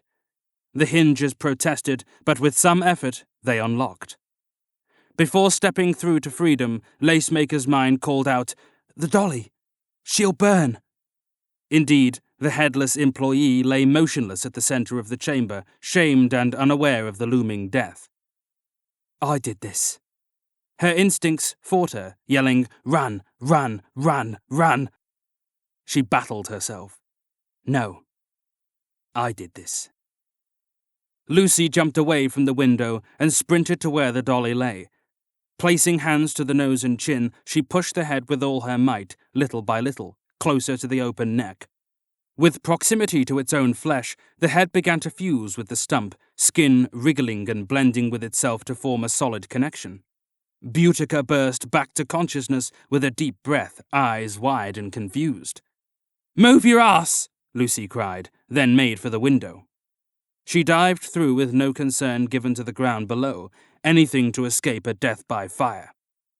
Lucy landed on her back with a crack, arching her spine in pain, but the fear was too great to stop.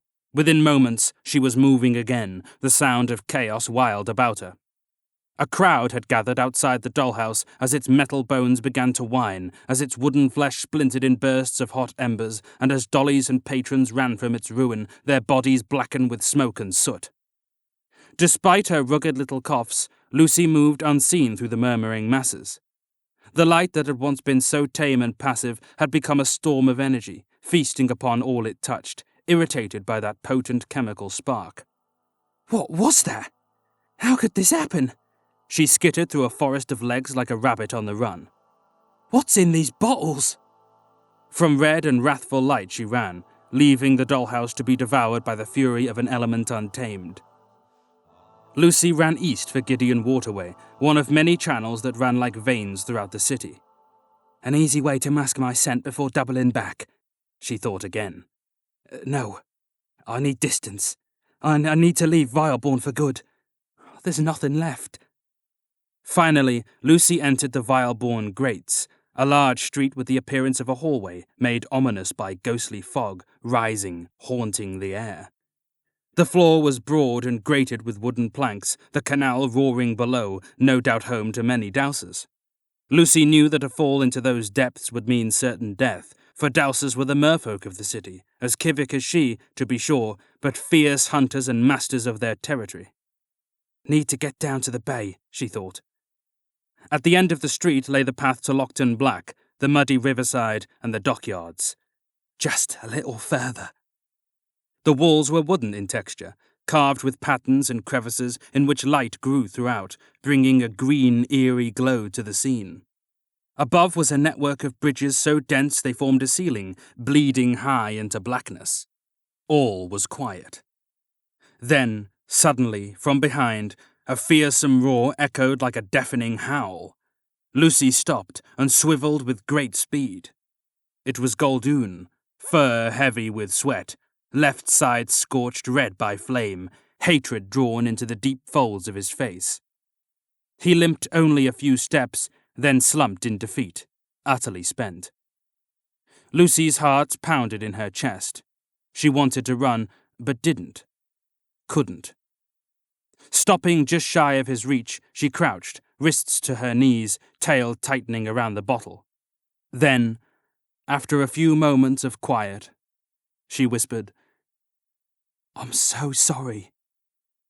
You were always small, Lacemaker, Goldoon hissed through a ruined throat. even as a fowler. How large was I to you? Must have been hard, living in the shadow, always looking up. My mind would strain to imagine. You moved on, but not up. Who are you to judge me? Who are you? He motioned to his Burns, presenting her work. Justice? Eh?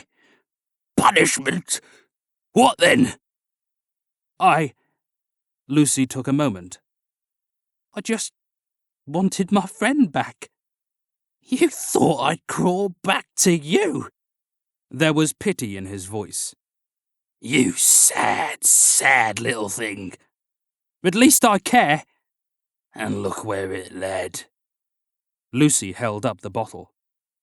What is this stuff? Wasn't my job to know. Even if I survive, they'll kill me. It's over. And to think, I thought I'd live forever. Seems silly. But Lockett's time will come. They'll make sure of it. I didn't want any of this. Liar. You followed in search of a crack to exploit, and as soon as you did, you struck at me. You wanted this to bring me low. Admit it! He gazed into her silver eye. A lifetime of looking up. How does it feel to finally look down? Lucy said nothing. And don't you worry, Lacemaker. They'll come for you now. Nowhere to hide. And I hope they bleed you nice and slow. She was quick to anger. You're a tool and you don't even know what for. Even now. At least I was building something. You, Lacemaker, you burn. Lucy turned to hide the tears. Was any of it real? Our friendship? Friendship? Goldune said, as if a foul word, twisting his ruined face. No. Then I'm glad you burned. Don't lie, she told herself. Don't you lie. The face of the scorched animal creased in anger, and with a body powered by the last of his rage, Goldune leapt from the floor and tackled Lacemaker with such force she could not even squeal. Her last attempt to cling to safety left 5 small scratches carved into the wood, and together they plummeted. Air screamed past their ears, and the smell of wet weed filled their nostrils. Lucy hit the water first. Her body was set ablaze with frozen fire, bones chilled to the marrow. Only the adrenaline kept her conscious. Goldune entered the water moments after with a loud splash, sending waves to drown her. Upon surfacing, she promptly dug her crimson claws into his back, bleeding him, her tail tightening around the bottle as the current sucked them into the dark veins of the city. Thin strands of aqua light lit the eyes of dowsers. Like sharks, they were drawn to the blood, waiting for their moment to strike. And one by one, they came, biting at Goldune's throat, tearing at his tendons, gnawing at his tail. Lucy wriggled through the red water, clawing for the surface. Then a steep drop. Light burst into her opened eye as frigid air filled her lungs. She fell with roaring foam, plummeting into an immense reservoir below, warm blood dancing with clean silver droplets. Lucy hit the surface, again with a painful splash, engulfed in bitterness. She quickly emerged to find no sign of her aggressor nor the bloody remains, and at last she settled. Goldune was gone.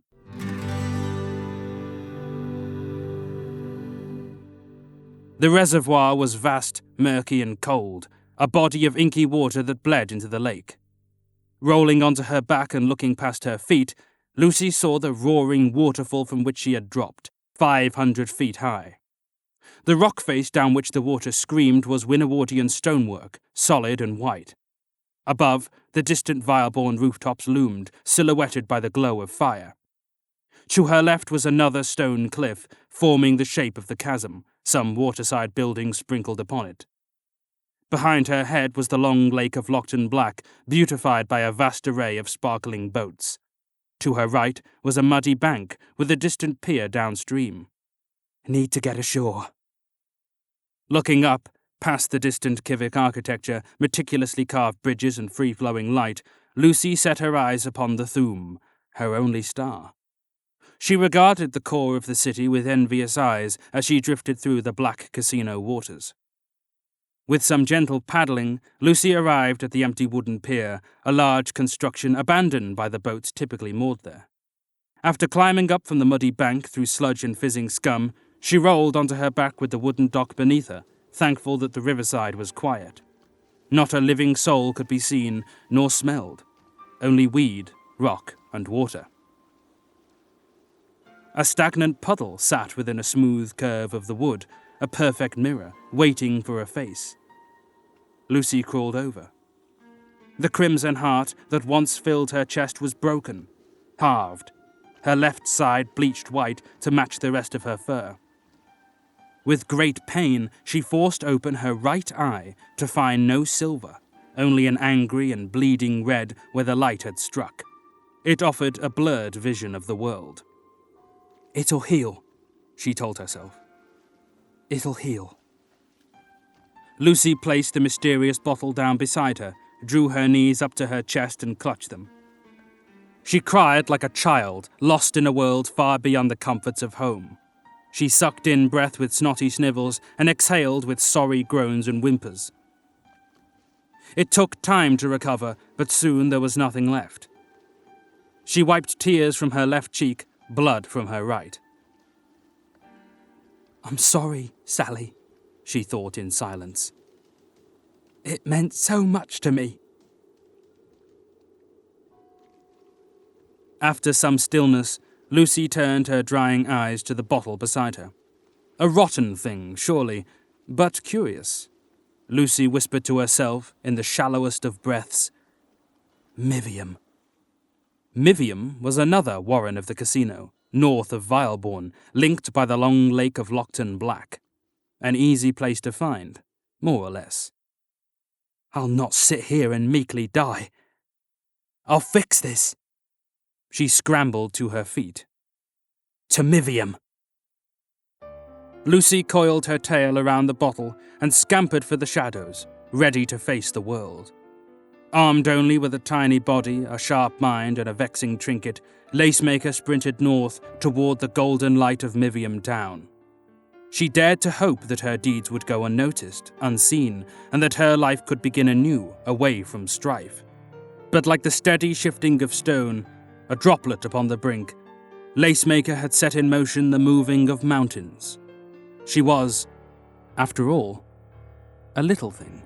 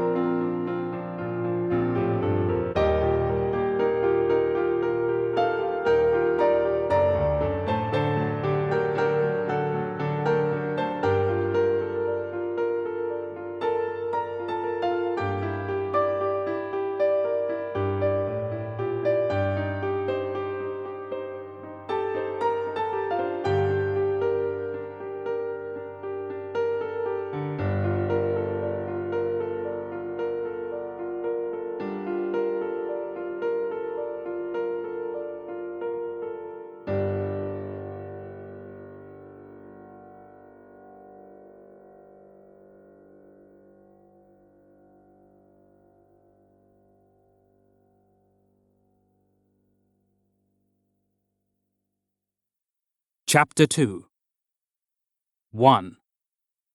Dalton of 8. Right of assumed innocence. Individuals and their trades are not to have guilt assumed by Yolshan agents until evidence beyond reasonable doubt proves otherwise. Destruction of unwanted individuals may be carried out by the public, aided only by Yolshan agents should a breach of lawful contracts be proven. Yolshan agents may not force upon any individual punishment that is not within the interests of public self-regulation. Third Law of Article 2, authored by Winifred, the Grand Whisper. A song tower was truly the crown of most city wards, tall structures boasting the finest displays of civic engineering. The townships of the underbirth were vast, and due to the sheer size potential of these population centers, each was graced with a family of song towers, planted equidistantly across the landscape, above and below. These towers of time would come in many formations, styles, and sizes, depending on their geography and architects. The song tower under which Dalton stood was woven together with gilded materials, complex mechanisms hidden behind the flesh of white, marbled stonework. Up the body were round windows, teasing an intricate interior, and across the form were carvings of the most exquisite kind. These chiseled hieroglyphs chronicled historical events, the passage of time pushing toward an untold future of blank, smooth stone yet to be honed. A song tower had 7 faces, each one displaying the current time through mechanisms of shifting color and shape. The rhythmic ticks of a song tower could be felt and heard by any within close proximity, the Civic Minute. The bells sounded every 70 ticks, their music elegant, each sequence unique to the time, the Civic Hour. After 40 bells came the chime, a longer, harmonious performance, the Civic Day. After 100 chimes came the next of 7 tones, a far grander sound, the Civic Month, and 7 of these tones made the stanza, the Civic Year.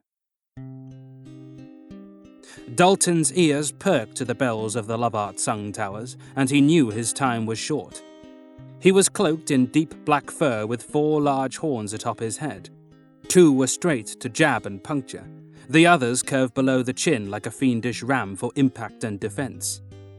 Each ear was topped with crimson, and the red diamonds about his eyes brought to them a hellish glow, ridged with thorny brows. White bones pierced through his skin at the ribs like armor, and his cloven hooves struck against the cobblestone street as his claws scratched and scraped. Behind was a long, prehensile tail trailing like a black slackened whip.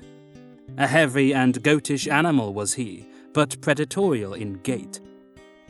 Dalton was a captain of the Yolshan Order, marked by 8 golden stripes, 4 to each shoulder. These markings were not a natural formation and vanished upon dormant service. 8 was his number, 8 of the ultimate 10.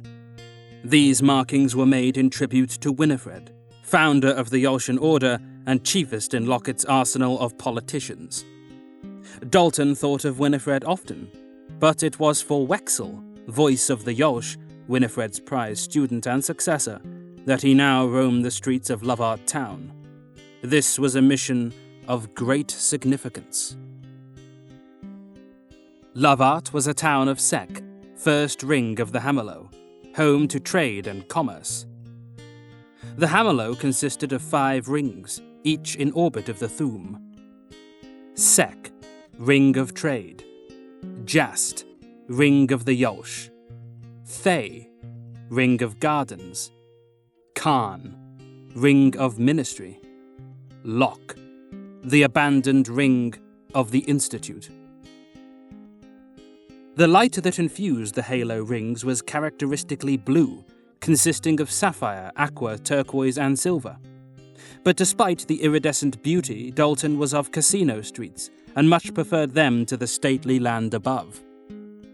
As he moved through the town, his presence did not go unnoticed. The soft thump of his front paws, the clash of his back hooves, a beat in the rhythm of 4. The markets were bustling with life and barter, but muted with respect and good conduct. It was standard procedure to have no less than 4 Yolshan agents to each street in the Hamerlow. Combat was lawful, rivalry encouraged, killing was accepted if justified, and ineptitude was reason enough. But the Yolsh kept things orderly. They did not protect nor serve the weak. They were keepers of the law, and the law was of factual design.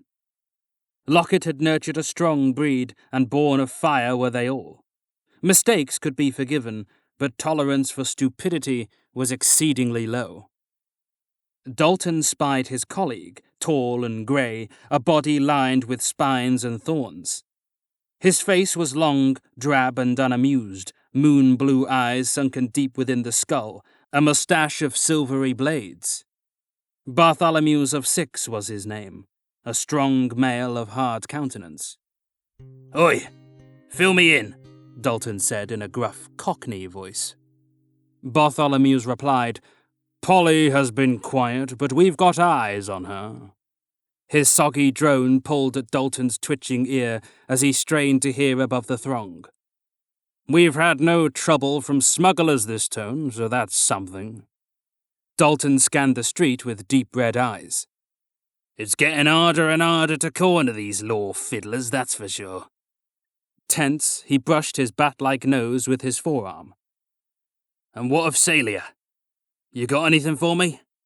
"Aye, we've found her." With a long, needly arm, Bartholomew's pointed down the thoroughfare. "Eastward." "All right. Be ready." With that, Dalton turned away. Lingering for a moment, Bartholomew's rolled his bright blue eyes and wandered back to his post at the corner of Tyler Street. Dalton followed the market until its end, the rabble of trade fading to a backdrop as he pondered. 2. Celia and the Others. Reality is untouchable, only perceived through sensory input, and for Celia the clarity of that reality was tainted by warped expectations. All she heard, smelled, saw, tasted, and touched was underpinned by sordid historical experience. Celia was a beast of lethal dimensions, a thing built to fight. Galactic shades and swirls formed the darker blues of her body, with lighter hues of electric sky ranging up her middle. Her skin was soft and peppered with white freckles, twinkling like starlight. From pointed ears to huge back legs came long and heavy dreadlocks as black as night. Her long, fluffy tail was just as dark. Her chest was rounded, her stomach hard with muscle, and the lowest of 3 navels was tickled by a wild show of black gower hair. Her face was that of a celestial reptile, with full white lips, 6 nostrils, and pointed ears crowned with silver fur. Her eyes were midnight blue with pupils of pearl, and from the sockets bled pretty white patterns, playing upon her cheeks and brows. Celia presented her body proudly to the world, jewelling it with gold. Along the left cheek were 8 gleaming rings masking the line of a faded scar. These rings were prevalent, 2 at the nostrils, 5 at the left brow, and 9 to each ear. In addition to the rings were the golden studs at the lips, the chin, the left eye. However, the most notable decoration was the corset of chains binding the 10 black nipples dotting her chest and stomach. Smaller fobs adorned the gower, and whenever Celia moved with motion swift or sudden, her body would jingle and sing. For the most part, Celia would prowl low like a great wolf, coming to a height of around 5 feet. However, she could rise to 9 if wandering tall. Lifting her ribcage, she stood aloft before the chopper and his bookkeeper, white claws sheathed in the pockets of a black and tattered coat. Her voice was rough with the hearty strum of Bronx. "What's the problem? I did the job, so make with the pay." "I appreciate your services, miss," the chopper said, patting down his sweaty brow with a cloth far too pretty for his face. "But I can't extend my business to a party signed to High Clay Bookborough." "What does it matter who I'm signed to?" Then came the monocled bookkeeper, like a hominoid lion with the wings of a bird. He spoke in a noble tone. "Rowland's Chop Shop only extends business to those signed with Dale's Bookborough, and since you neglected to mention your affiliation with Highclay, your freelance contract with Rowland is nullified." Celia fixed him with a stare. "Are you serious?" "Yes, good Blackhall." Celia saw kaleidoscope portals bloom before her, pulsing with her drumming chest.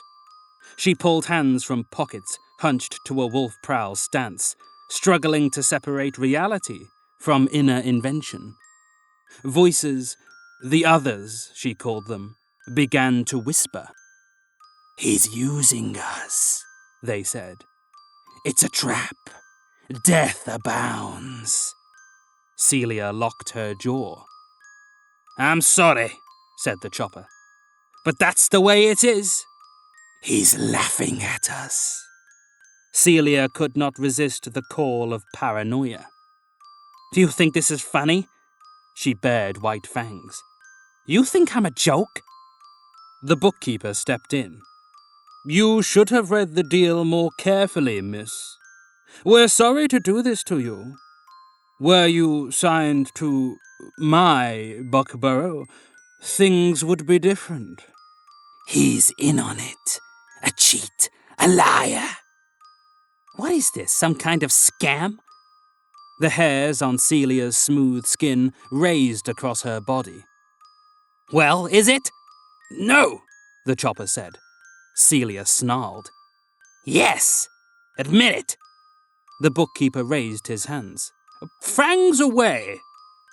The others bent her world. He's coming to hurt us. React, react, react or die. And Celia took heed, abandoning reason for sickly skepticism. She moved like a strike of lightning, morphing the end of her arm to a black and bony blade, slicing it across the bookkeeper's throat, separating head from shoulders in a clean, professional chop. This was Civic violence, weapons forged from flesh and bone, and Celia was a warrior. The headless body fell to its back, splayed out and twitching, dignity draining between shimmying thighs. The head landed with a soft thud, dull-faced. Okay, the chopper cried. A deal's a deal. He's a liar. You mean it? Said Celia, fighting her doubts, fighting the others. Say you mean it. Liar, liar, liar. Say it. I mean it, Wallawa. 5 chimes of lodging. Hot meals? As agreed. Ooh la. Celia's blade shrunk back to an arm. Fingers bloomed again. Done. And don't you ever pull that again. Get me? Entirely. She looked down upon the voiding body of the bookkeeper, beginning to taste defeat as hot vilt washed over the protruded tongue. She knew that killing him would be unjustified, despite his cheek. Not wanting to anger his faithful clients, she slid the severed head back to the body's stump where the flesh began to fuse. Coming back from rotulation, Dale gasped and choked. Walla wah, is all he could say. We're done here, said Celia, standing over him like a great bear.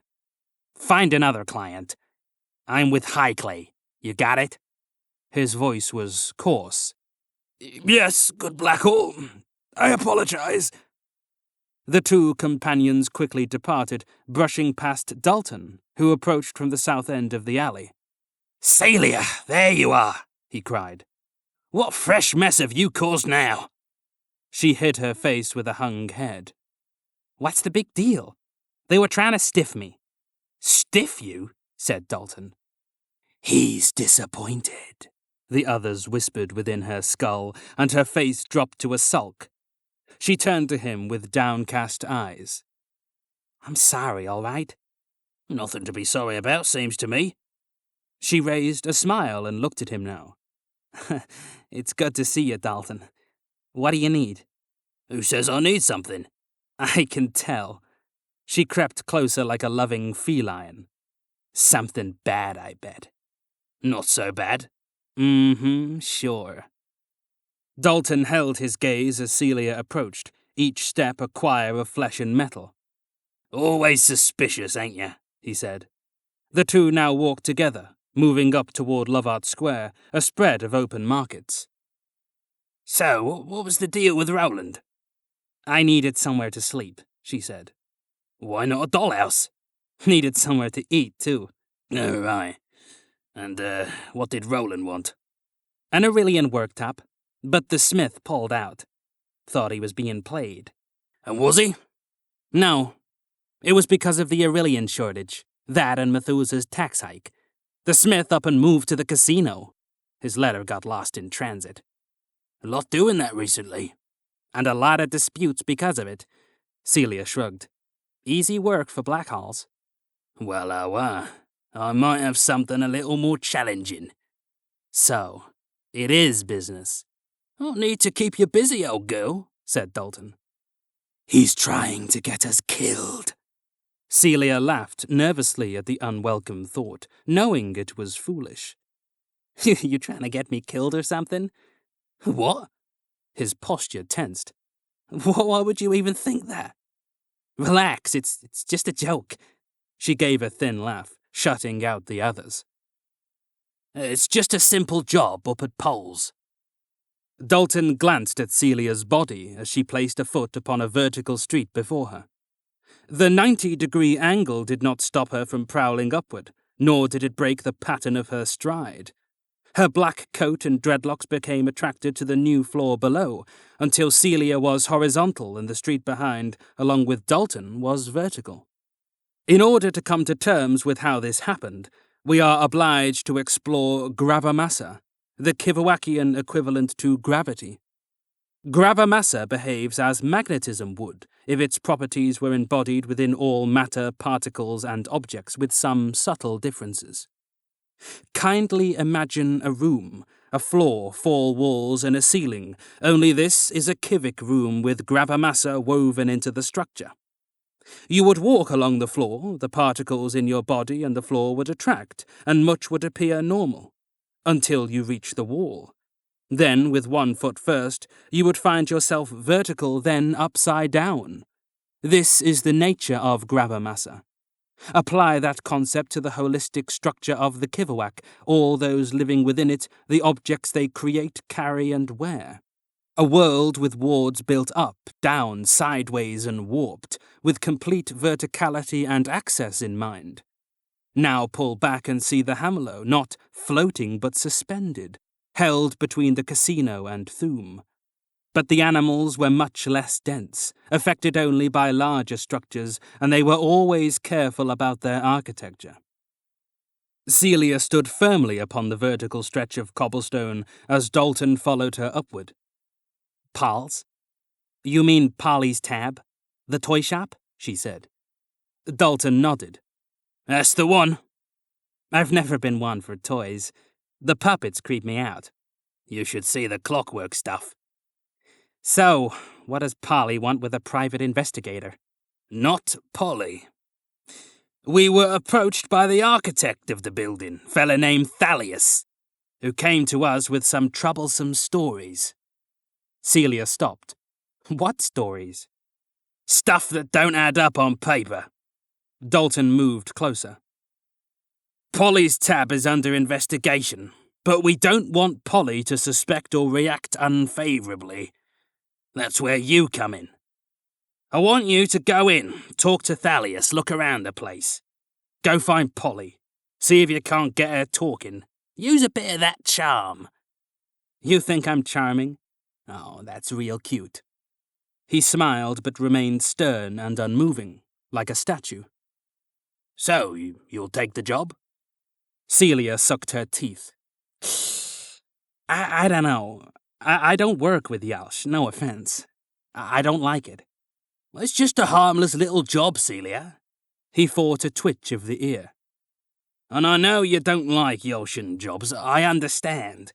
But it's me, innit? You can trust me on this." A little job, huh?" "I just thought you might want it." Celia stood in silence for a while, thinking hard. "Okay, fine, I'll do it," she finally said. "Thank you." Dalton seemed relieved. "You know I wouldn't ask if it wasn't important." "I don't mind you asking, Dalton." She flicked hair from her face.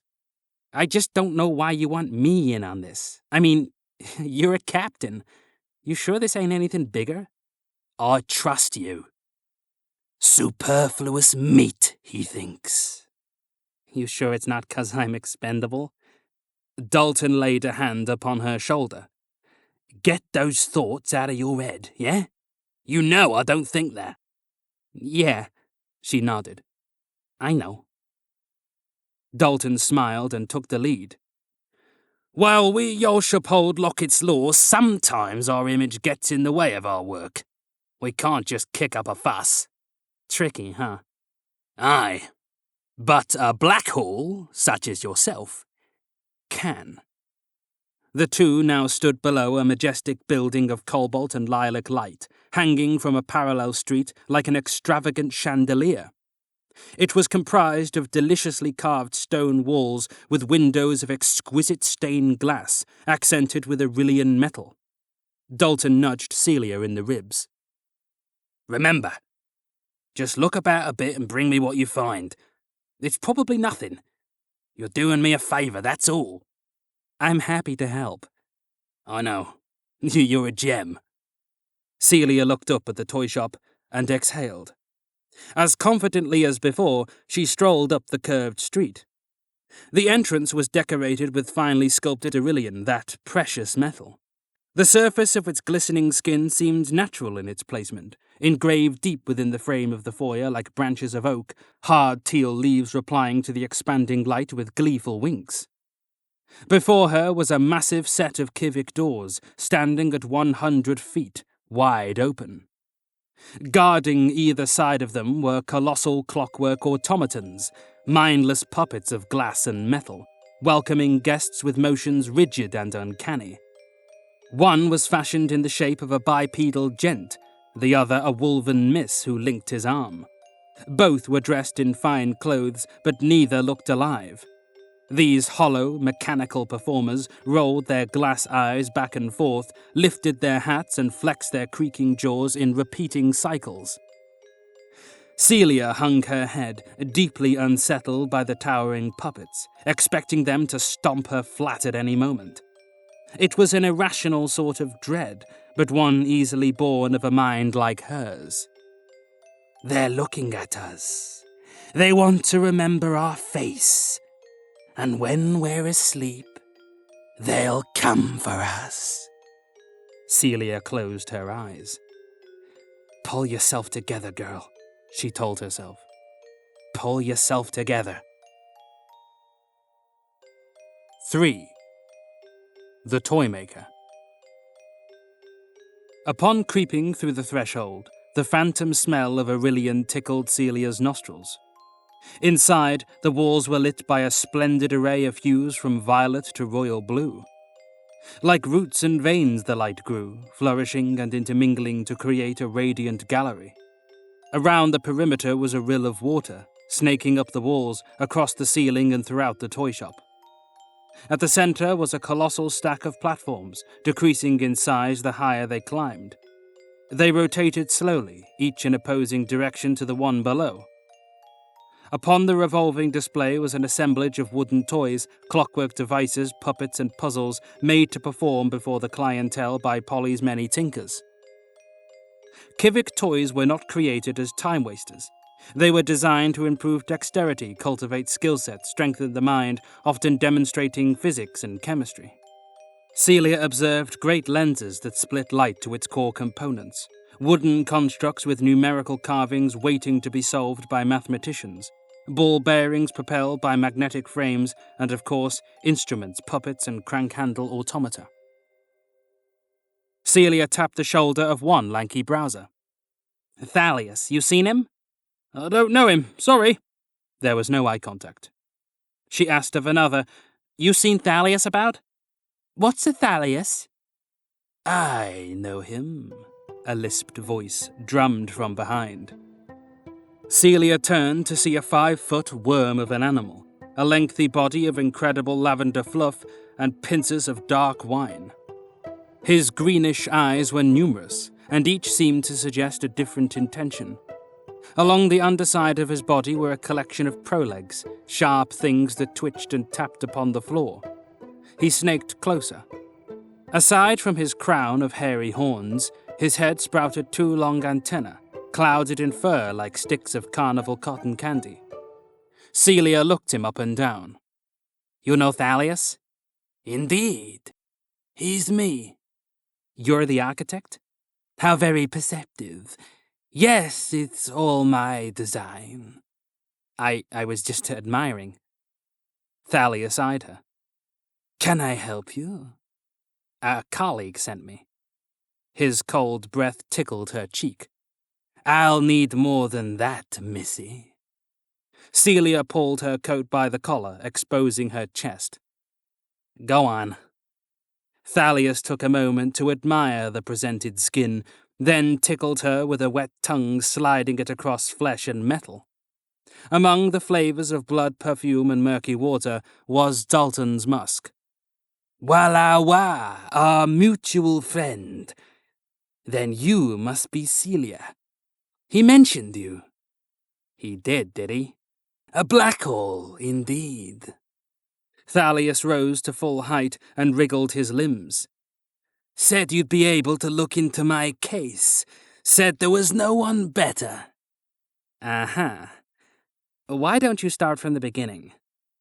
I designed this place, you see, but was never really qualified to use it back when it was built. It has seen many owners, each supplanting the last by blood or ink. He looked about himself. I made an offer for the place, but Polly declined. I was prepared to accept that, but upon looking through her files at Highclay Bookborough, I noticed a few discrepancies. Celia looked over her shoulder, moving closer. And? Polly has been ordering a wide range of supplies from across SEC, outside the needs of her trade. Things like blood iron core drill tips, greenstone, soda ash, and a large number of floral extracts. Walla, she's a toy maker. So why are these units showing up in her records? You think they're for something else? She's not making toys or trinkets with them, that's for sure. I know components of hard chemistry when I see them. She must be working with assurances. But from who? Celia lifted her left brow, golden rings winking in the light. You think it's illegal? Perhaps. Tell me, does the name Fontaine mean anything to you? Rings a bell. Thought it might. There was doubt in Celia's eyes. Listen, I need something solid. Your suspicions ain't enough. You'll see, good black hole. He flexed his body, populated with dozens of equidistant eyes. I know my surroundings well. I know my buildings. And I make a point of knowing those who occupy them. Polly is not to be trusted. Celia scratched her chin, thinking the case over. Where's Polly now? Thalius attempted a smile, but his insectoid face did not accommodate. He pointed across the gallery to a corridor eastward. Follow that hallway and you'll meet a flow of water. The path beside will take you to the toymaker's chamber. You'll hear it before you see it. It can't be missed. Thalius patted Celia on the head. A pleasure meeting you. Best of luck with your investigation. Oh, and one more thing. Search everything. From behind, two large, beautiful wings expanded like those of a moth. He took to the air with a hiss, disappearing beyond a high balcony overlooking the gallery. The cacophony of trade dropped back as Celia stole into the depths of the building. The lavender light led her to a cozy passage with a soft channel of water snaking alongside its stony trail. Sapphire light swam there, projecting wriggling patterns to the shadowed walls. Above was a web of string, fabric, and hanging baubles, bleeding high into the upper floors. Establishments like this, those famous and favoured, were microcosms of life, trade, and employment. Celia moved to the edge, caressing the cool surface with a blossoming hand, savouring the fine aromas of mint and greenery. She entered the water, rolling onto her back, and allowed the gentle current to take her. As she drifted in the soft silence of the rippling brook, her mind relaxed, finally away from noise and eerie designs. Thoughts of all kinds splashed through Celia's mind as she drifted. Droplets of calm chill formed upon her chest and belly, and her long dark coat trailed behind, undulating with lifelike intent. Her heavy dreadlocks became inky tentacles, tickling her naked feet and thighs. Celia looked high into the labyrinthine layers of the toy shop. She spied tinkers darting across white bridges, components clutched in hand, and at the very top, a window of stained glass bled steel-blue light down onto webs of thread and fabric.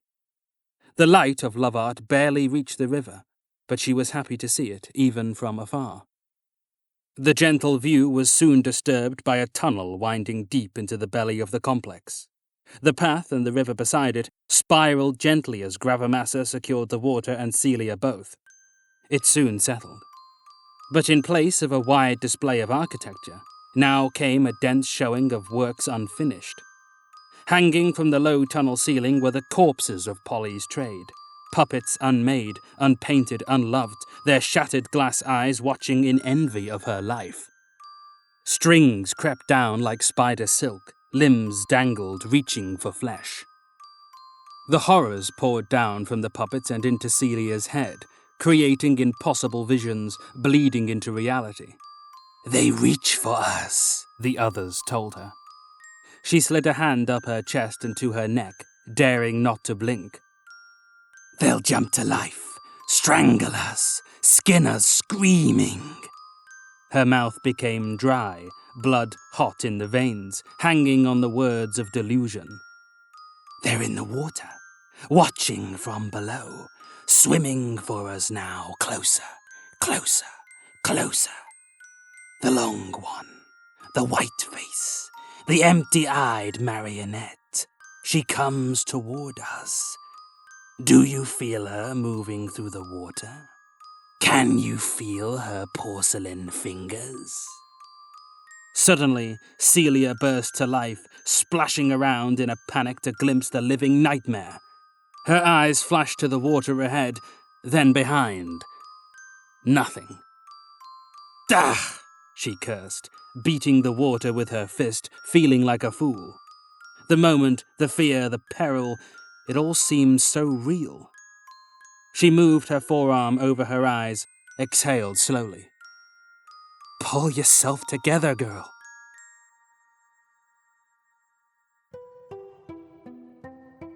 Celia calmed herself as muffled music descended, vibrating through the mass of water, rising in volume until her diaphragm pulsed with the beat. The notes formed a recognizable tune, entwined to pull her from the wreckage of her own imagination.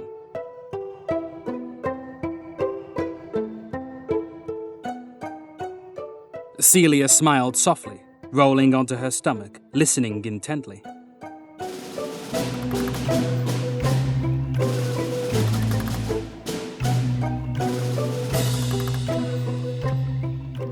The tune was instrumental, the production of a large device. It was a symphony of plucked strings with the occasional gush of pipes and bells.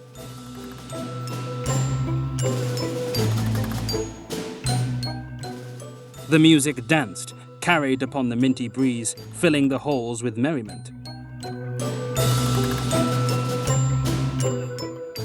Celia was compelled to draw nearer as the music pushed into her bones, her framework powerful and dominating.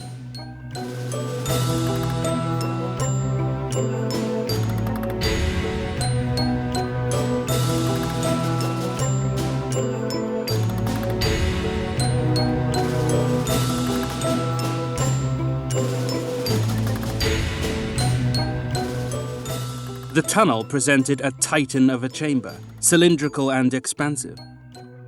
At the center of the space was the instrument, 50 feet in height, and comprised of strings, drums, tubular bells driven to life by water.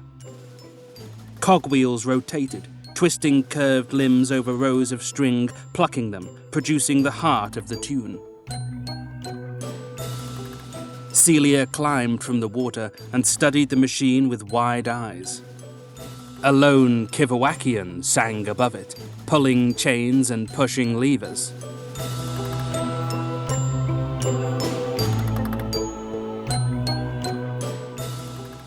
The sole female was one of enormity, a giant creature who hung from the ceiling, operating the mighty instrument with long, descending extremities.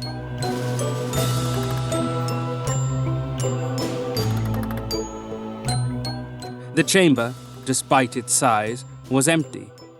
Polly's full form was shrouded behind meandering purple curtains, only allowing glimpses of her limbs at work with the instrument.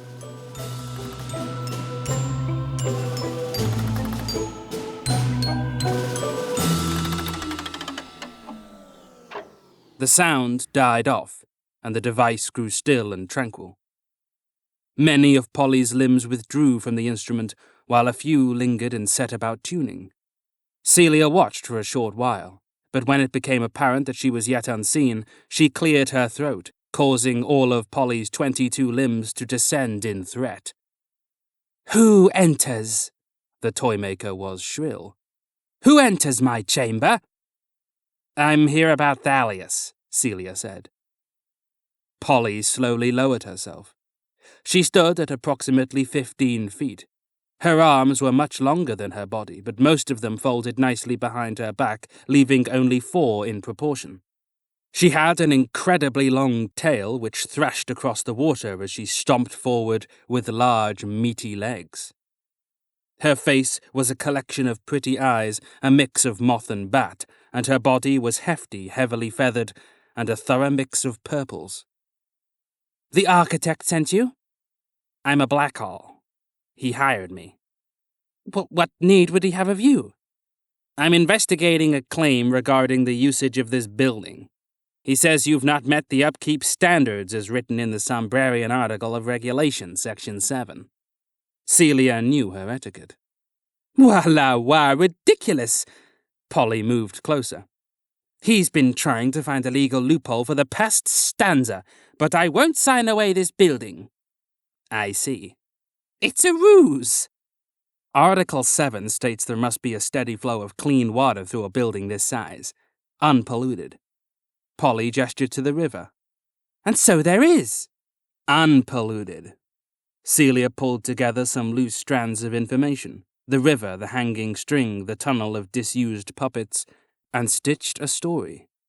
"See, good toymaker, while I haven't been granted permission by the Yolch to inspect your building, I surely will. And I don't believe they'll deny me a permit when I show them proof that your channels are clogged with refuse." "Refuse?" "Your puppets, good toymaker. They contaminate." "They surely do not." "What chemicals do you use for the paint, the varnish, the glasswork?" Polly's brow creased. "I don't have all the papers on me. I'd need to fetch them.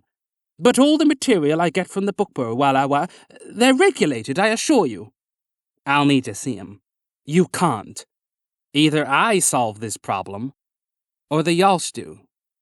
Celia knew Polly had every right to hang her puppets, and that those puppets were crafted from clean, regulated materials. But she was testing the toymaker. This false claim against building upkeep would be swatted away by the Yolch, and with nothing to hide, any owner would allow the investigation, then retaliate against the claimant. However, an owner with something to hide might wish for a resolution away from Yolchian eyes. "Okay, good Blackhall," said Polly. "There's no need to pester the Yolch about this. I'll just fetch my papers." "Very good. I'll be here." "It's better you follow me." "I'd rather stay." "There isn't a problem with that, is there?" Polly fought a worrisome expression. "Of course not. By all means. Just don't touch anything." The toymaker left through a large door to the west side of the chamber, moving with disgruntled haste, eager to dismiss the Blackhall as soon as possible. Celia remained still as Polly shut the door, offering a thin smile through the closing crack. Alone, Celia turned to the large musical instrument. She ran her fingers along a lower collection of strings, delighting in the smooth sensation against her skin. She plucked 3 at random, producing a clean sound. Nothing suspicious. Accounting for the height of Polly, Celia climbed the instrument and toyed with some of the levers. One set off a soft bell. Another stirred a mechanical arm just above her head. She moved closer to the strings, plucking another 3, only this time the sound was dull and metallic. "New strings," Celia said so softly it was almost unspoken. "Not greased," explains the rehearsal. She habitually analyzed her thoughts to ensure they were logical, untainted. Why would she change this particular set of strings? She ran her hand along them, all the way to the tuning pins tightly screwed into the metal neck. With a sharp twist, she pushed a pin beyond its gauge, causing a wire to snap with an angry twang. Celia gasped and cupped her mouth. She assessed the damage. However, upon glancing beyond it, into the dark, she spied something tucked behind, something made of wood. Her mood lifted as she tentatively sliced a white nail across all strings from the bridge to the neck, slitting the throat of the instrument. Carefully, Celia moved both arms into the opening, wrapped her hands around a large wooden crate, and slid it out. With ruthless strength, she tore the lid from the box and peered inside. Tiny glass vials, topped with metal lids. There were hundreds. "This is all of it," Polly said, bursting back into the chamber. She raised her eyes and stopped dead. Anxiety bled through a hopeful voice. "Did Fontaine send you?" Celia shook her head. "Afraid not." "This is all a misunderstanding, I assure you. Are these products legal?" "The tax hike, the Aurelian shortage. It's too much. Sales are down, my business is dying. I had to sign the deal.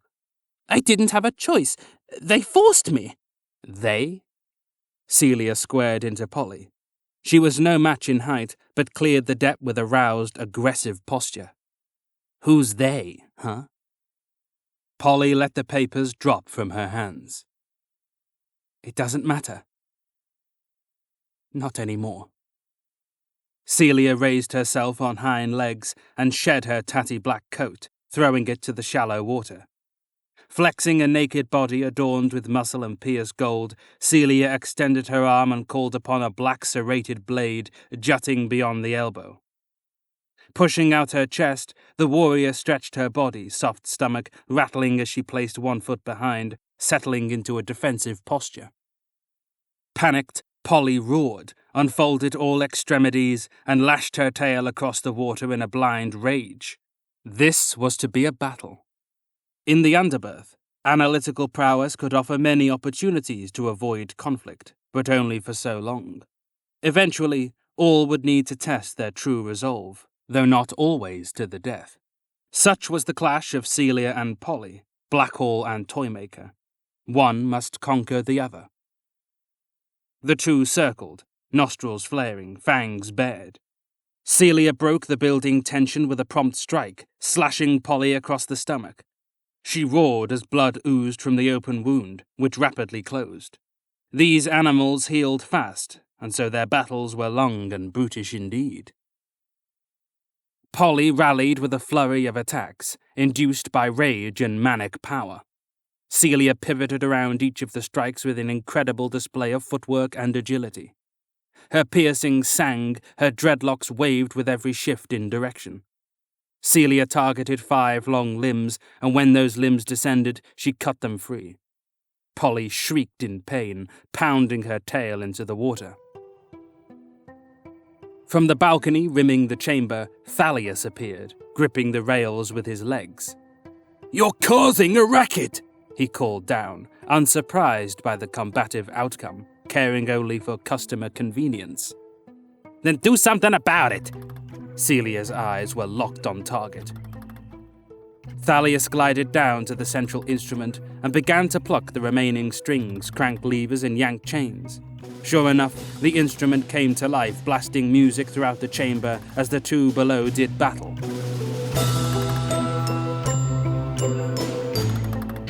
Enveloped by epic sound, Celia dug deep. With her tail, she walloped Polly across the face and sliced a bladed arm along the throat. As Polly struggled for breath, another 2 arms were cut. The music swelled and cascaded, sending ripples through the water. Bells chimed, strings quivered, pistons crashed like pounding drums. Strands of hair, stretched over intricate bows, brushed against singing wire. Polly whipped her tail across Celia's chest, which sent her to the ground, wheezing. The pain was sharp but fleeting. Celia arose and sprang away from a lethal strike. She swiveled, throwing a clenched fist into Polly's gut, bringing the foe to bended knees. The thrust of a blade saw Polly's head split, and instantly, expression fell away, blood trickling down from the forehead. With the following slash, the head was severed, thumping to the floor, dead and dull-faced. Kneeling, the vessel arched back, folded, legs pinned beneath the weight. Celia had contorted Polly to a dollhouse bow, the backward bow, a common and ignominious position. The body trembled, doomed to rotulate, never to perish until devoured, and the vilt now voiding from the gower was a genetic blueprint wasted, spilled and deleted from the world. Celia reformed her arm with a shiver of bone, donned her coat and looked upon the kill. Sweat ran in beads down her body, still gripped by the fever of battle. Thalius slithered over. "Quite the fighter. Ever considered joining the Yosh?" Panting, Celia could only roll her eyes. He went on. "I told Dalton she was up to no good, while I were using my building for such ends." Dalton knew? "Well, he didn't know. None of us knew, not for sure." Celia approached the box of vials and pocketed a bottle. "I'm gonna bring Dalton in. This is big, you get it? You need to cooperate." "Absolutely. Of course." "I mean it. Stay here and do what the Yosh say." "Yes, good Blackhole. And thank you." "Okay." Celia nodded. "You're welcome, then." 4. The Ghost of Fontaine. Celia found Dalton observing Polly's tab with a cord of 15 Yoshan fighters at his back. At his side was the grey Bartholomew's. She scanned the group. "Just a harmless little job, was it?" she said to Dalton's cold features. Celia spoke quietly, anger apparent. "It's done." She pulled the bottle from her pocket and surrendered it to Dalton. "Found this." "It can't be." Dalton eyed the bottle, then motioned to his waiting cord of Yoshan fighters. They marched on, toward the establishment. "Search everything," was his command. He turned back to Celia. "How'd you do it?" "Building etiquette," she said, bothersome thoughts returning with the distraction of work now gone. "He used us." Sly old girl. "Did you know?" "About what? About Polly? No. You know I didn't." "How big is this?" Her eyes were pinned to his. "Dalton, tell me." He was hesitant, but obliged. "We started getting reports of this stuff called Maya hitting the streets way back in the first tone. It was a rumour, speculation, and we only found 1 or 2 actually carrying the stuff. We all tried it, tasted it, no effect. So, all right, a little scam. Wexel had the Yosh crack down, and after that the Maya died off." Dalton moved a hand over hers. "But believe me, Celia, we had no idea it had spread this far. We had no idea Fontaine could even do this. I wouldn't lie to you." "There's that name again. Fontaine." "Aye, a misbegotten fiend. We don't have an identification, not yet. But when we do..."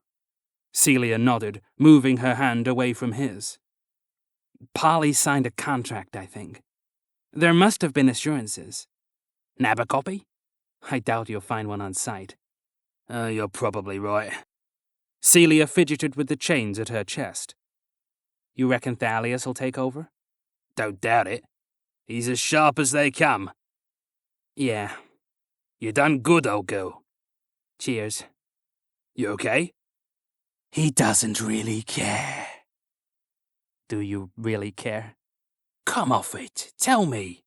He attempted a softer tone. Celia found that cute. "I'm fine, Dalton. It's just... sometimes I get a little... I don't know.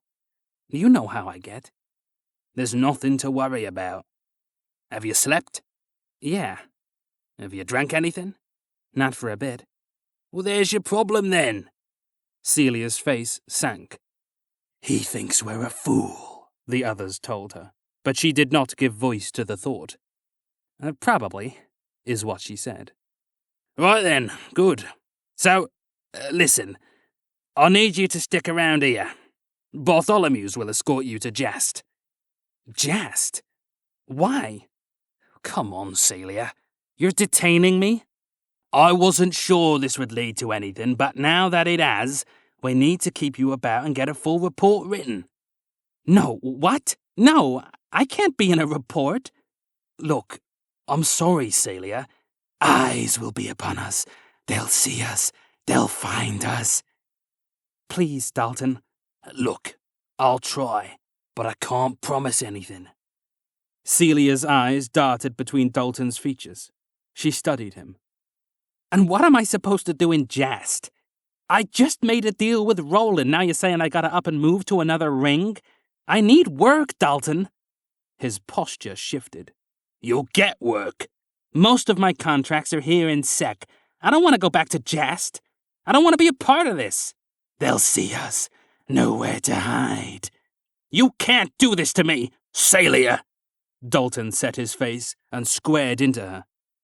Do as I ask. Why should I? Tell me why. Celia, enough! Stop acting like a fowler. Dalton's voice was fierce and firm, snapping her back to sense. Why'd you always have to make things difficult? She breathed deep, lowered her head foolishly. I'm sorry.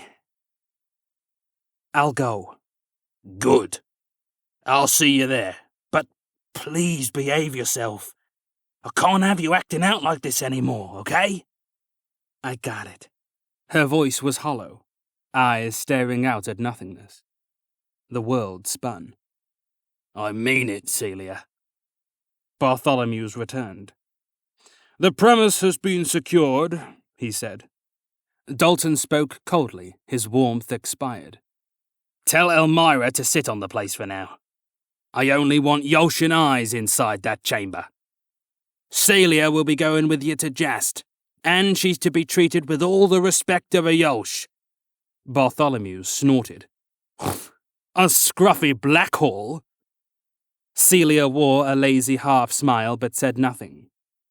Oi, enough of that, said Dalton. I say you do.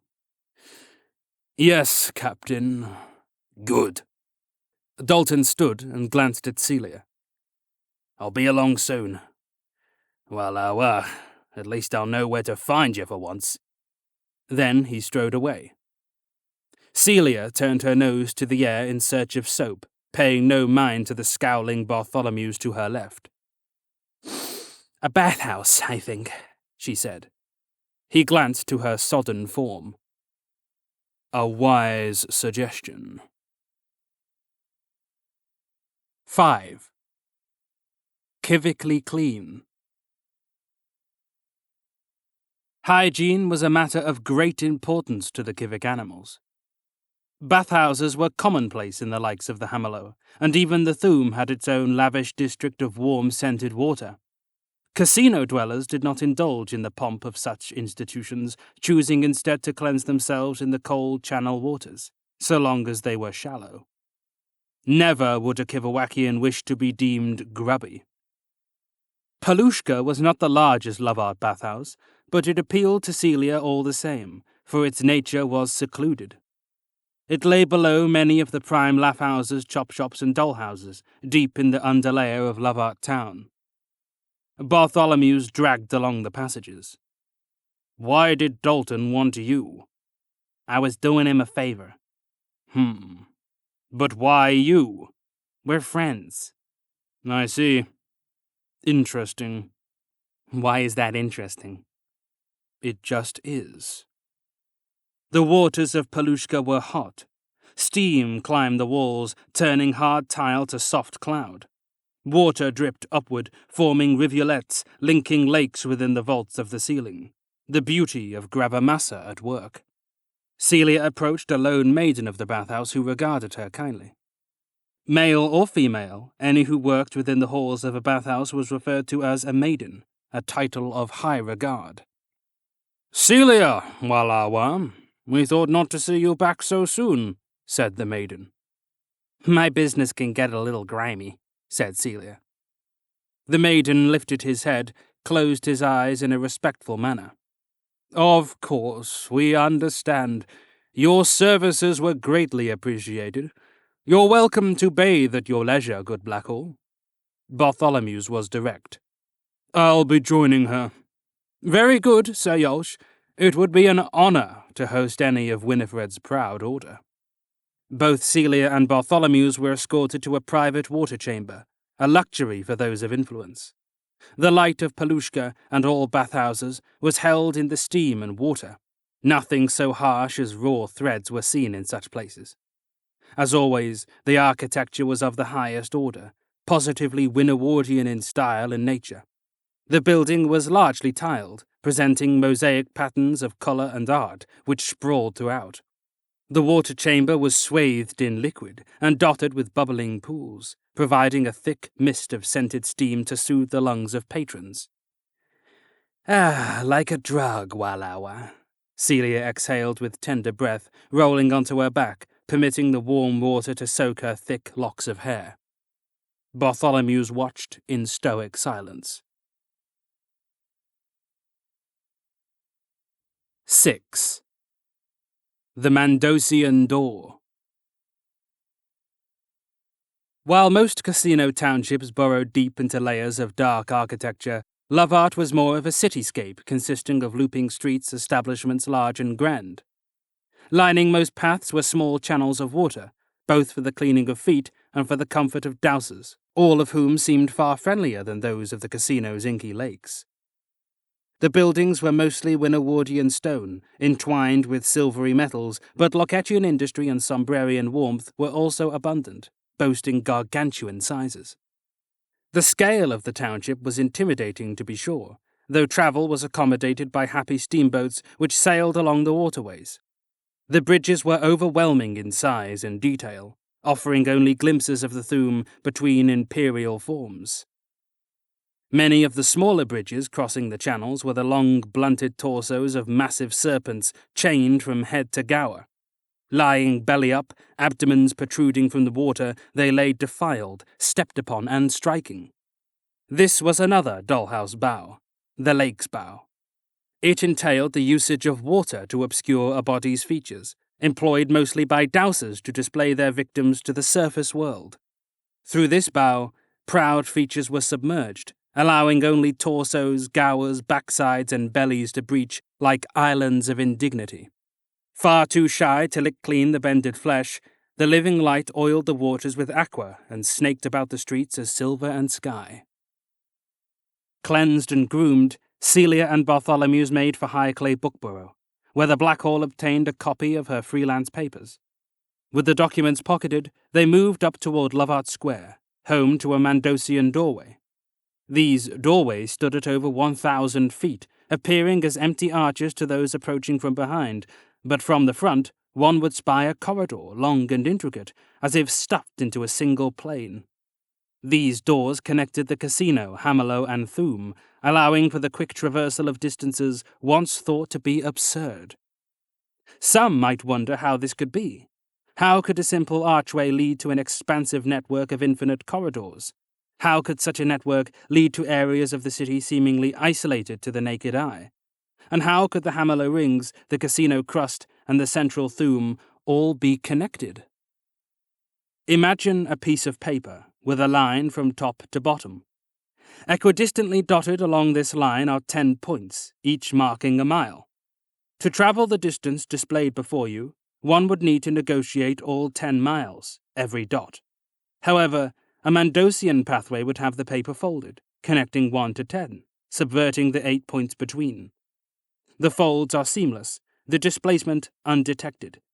It might seem akin to magic, but the Mandosian network was the child of Kivik science. There were thousands of these doorways spread across the underberth, master pathways connected like an intricate web, allowing all within the city to travel without the cost of lifetimes. Some of the pathways were doors, some were rivers, some were bridges, some were tunnels. Some were known, some were famous, some were hidden, and some were long forgotten. But all of them had names.